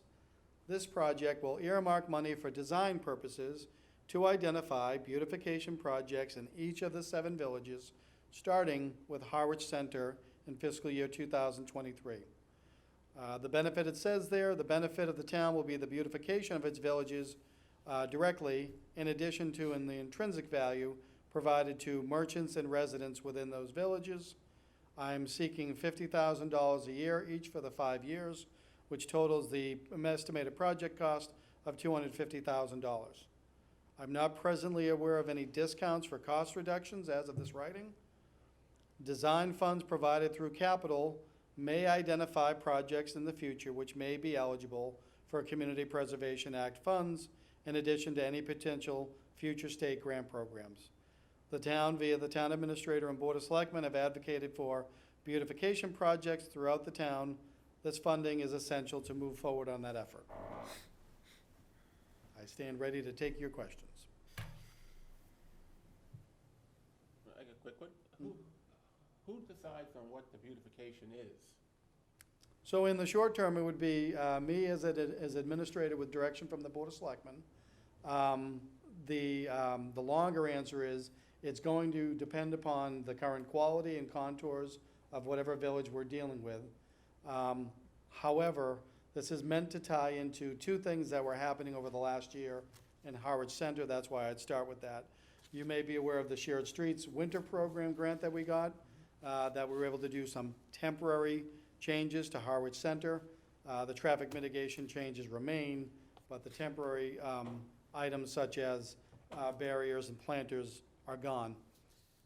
I was working on a beautification, community preservation application for fiscal year '23 for Harwich Center, but given the lack of input and guidance from the stakeholders in that area, what I suggested to the board is that they allow me to withdraw that application. The board agreed. That application has been withdrawn from community preservation. So in this instance, for fiscal year '23, I would be using the capital money for design of the infrastructure needed for the lanterns and other items that were anticipated in Harwich Center. And that is historic-looking lamps to illuminate the district, but also allow for additional banners that hang off of them. It is not an allowable cost under community preservation, and it is also not something that we went forward on for the lanterns themselves, because the DPW director alerted me there's no infrastructure there presently. So for fiscal year '23, it is meant to impact directly upon Harwich Center, and some of the design would be whether or not it is feasible to install historic-looking lanterns in that village, and we know that there's an interest for similar type lanterns in Harwich Port and others. So the decision-making would be the Board of Selectmen through me and vice versa, but it's meant to capture capital-related work, which is design and/or construction, and then future projects would be what are we able to get from CPC, because we're talking about either enhancements of parks, so to speak, or historic areas. When we're talking about beautification, we're talking about sidewalks and lanterns. Are we also talking about trees? Sorry, thank you for that. We could be generally meaning yes, but not yet for Harwich Center for fiscal year '23. And when you mention sidewalks, that's why I mentioned the other funds that are out there. So as you folks know, because it came through capital first, there is $50,000 of design money to contemplate accessible sidewalks coming up Oak Street from the community center, going through Harwich Center for the purpose of getting down on the way on sidewalks to the cultural center. So we're not contemplating sidewalks with this because we already have the funding for that. We are contemplating specifically for Harwich Center the infrastructure for lamps. We haven't contemplated trees because we quite frankly haven't gone that far, but also in discussion with the DPW director earlier, he felt that we might be sufficient going with replanting over the trees that we have, if we go with digging up the sidewalks for ADA compliance and at the same time putting in the infrastructure for lamps. I don't want trees to be forgotten. At the same time, I would love to see the telephone poles taken away, but I understand Yeah. we're talking about a lot of money. But I can tell you that just recently, I was in Hingham, Massachusetts. And the first thing I noticed when I went through downtown Hingham, there isn't a single telephone pole in sight. It makes such a beautiful difference. So I will tell you that I never knew that there was a world without utility poles until I had the good fortune to buy a house on Azalea Drive in 2015. And I was standing there with the Realtor and I said, something's missing, but it's good. And she said, oh, there are no utilities within the neighborhood. They're all buried. I now live on Derby Lane in North Harwich, and I got lucky a second time, so I love that look. However, we've been told, because we're dealing with a quasi-county road, and we're dealing with the infrastructure related to Eversource, National Grid, Comcast, and all the others, that we might face a significant amount of resistance on that. And so the short answer, I would say, is not with this application and not with this funding, but that it is something that I would want to work through the Board of Selectmen and our legislative delegations, both state and federal, because if a town like Hingham can do it, it means a town like Harwich could do it. But I think we would need that firepower.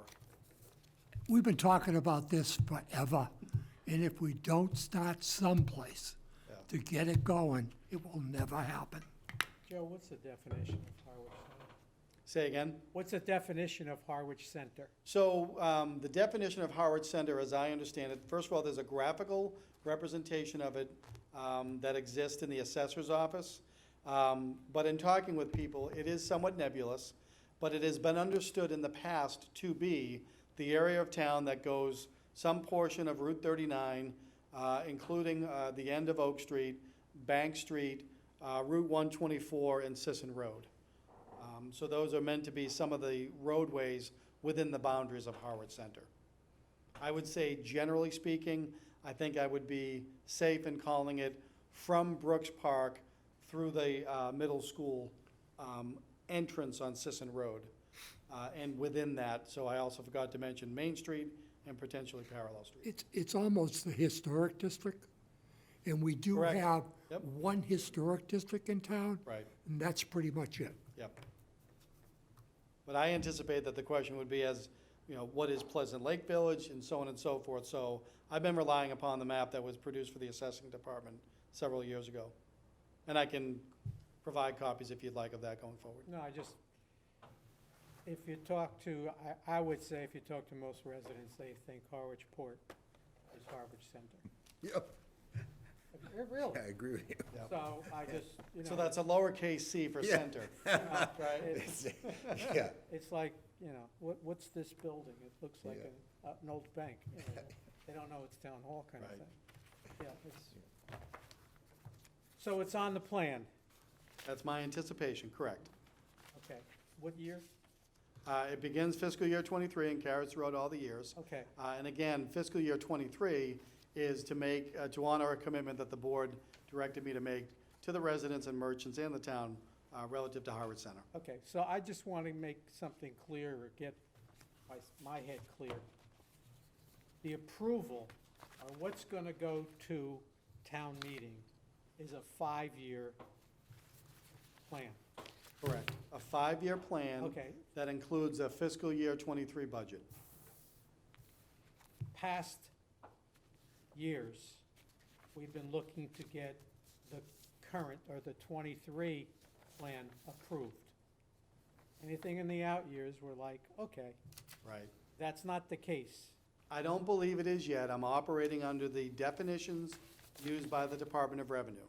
Meaning, to try and make it clearer in future years, we may go away from our capital outlay committee and our capital outlay plan to go with a capital improvement committee and a capital improvement program. And that mirrors the Department of Revenue. And within a program, the Department of Revenue talks about a plan, which covers 5 years, and a budget, which covers the next fiscal year. And it's understood that the only matter that town meeting weighs in on and votes on, that I would argue is the part that would be amended, is the present fiscal year budget. So I'm trying to get us to work into terms used by the Department of Revenue, because the terms that we've been using are misunderstood within town and would not be recognized outside of town. These funds are, And I'm sorry. No, and I understand what you're trying to achieve, but the 240 people in that room at town meeting really have all the years behind them experience, will focus on 223. Yep, agreed. And their vote, should they be concerned about it, is on 223. And I think we have to, or you have to, whatever, have to explain, there's a bit of a twist on this, that when they vote, they're voting for this, and they're voting for this. And any changes out here, I mean, it really gets complicated. It really does. And So I will tell you that I'm working on the article that has always been used to fund the capital budget. And that's all I'll say for right Definition now. of capital budget Correct? and not capital plan. Correct. Okay. These funds are only for design, correct? The 5? Correct. Yeah, okay. Absolutely correct. Yep, Just want to clarify. yep, absolutely. Because you couldn't possibly do anything for 50 grand. Exactly. And so, if I may. People are naive. Right, no, and I think that's a great question, because what I'm really trying to set up here is design costs are something that can be done by capital. The actual output from that design could be funded by CPC. Right, Yep, okay. and I appreciate that distinction. I'm in total agreement. We're so accustomed of looking, whether it's 5 years, 7 years, doesn't make a difference. You're just dropping 2 years off. But we've been so focused on the current year that we're Yep. looking at, it's like nobody's gonna really be concerned with Right. the out years, because it's always been an out year. You put a number there for Yep. the sake of putting a number. And there were years before you got here, I think maybe 3 or 4 years, that we didn't even put numbers there. They were blank. Remember that? I mean, they were blank. There were no out years because we were concerned about, Placeholders, well, 0 as a zero placeholder. placeholders. Or if you put a number in. So I think that it's really good. I think you have some work to do Surprise. to eliminate the doubt that this is not the thing that they're used to. But it's the way we want to do it now, or the way I don't want to say shouldn't have been done, because that makes all the votes that were for No, it. and to your point, what I'm really trying to do is avoid that almost philosophical or political discussion of what was meant by amendment, and be able to try and continue on as we're used to it. It's a 5-year plan. The vote of town meeting made that clear in 2019, even though it's going to be finalized with the vote of the voters in 2022. It's a 5-year plan, and we should focus on the present year, because that's what everything at that town meeting is all about. Exactly. The May 2nd, 2022 annual town meeting, I would be remiss if I didn't tell you it's 136 days away, is about items to be funded July 1st, 2022, and spent in that period. Exactly. And that's why I would argue we're not talking about the out years. Yep, But if you want to change a number that was in it, we put in an out year, that's where we run into, It has to be approved at town meeting. yep. What I'm hoping is that if somebody contemplates an amendment to the capital budget as presented for fiscal year '23, I would expect that the moderator would indicate that it requires a 2/3 vote. What happens to the plan numbers in the future? Maybe we figure that out before then, maybe not. okay. I think it's important though, Joe, especially articles like Brooks Academy, to see what a 5-year plan is. Oh, absolutely. The numbers are big. Absolutely, and thank you. If I can just and I don't want to hold up Bruce, but no, to that point, John, you're absolutely right. And that's where the Department of Revenue Yeah. comes in. That's why we're using their forms, and I want to use their language. They make it abundantly clear. as will the rating agencies when we go out to borrow. This is a smart and prudent way to plan, absolutely. It is, yeah, that sounds. Okay. When are we meeting again, next week? See you Wednesday, December 22nd, 2 PM, right here. Okay. Would you like a motion, Mr. Chairman? No, I'm thinking about, do we have to do anything? I mean, are we hitting the calendar dates by meeting, is that the last time? Or are we gonna have votes?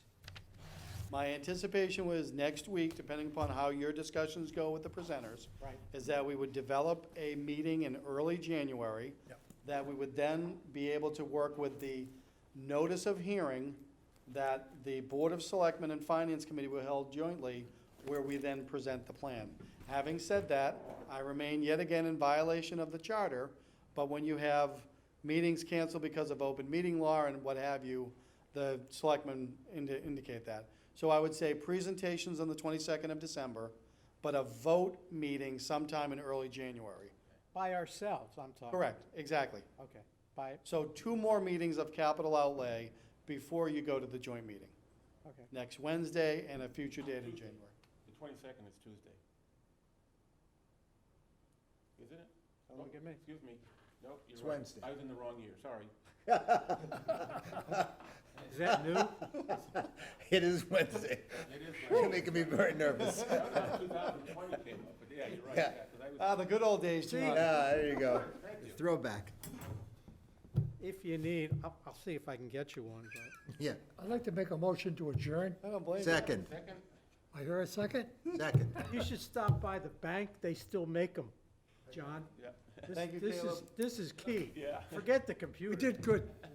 I think so. It ended So- up in I think so. 2020. I have a question for you. Yep. Now that the meeting's over. Yeah. So, Uh,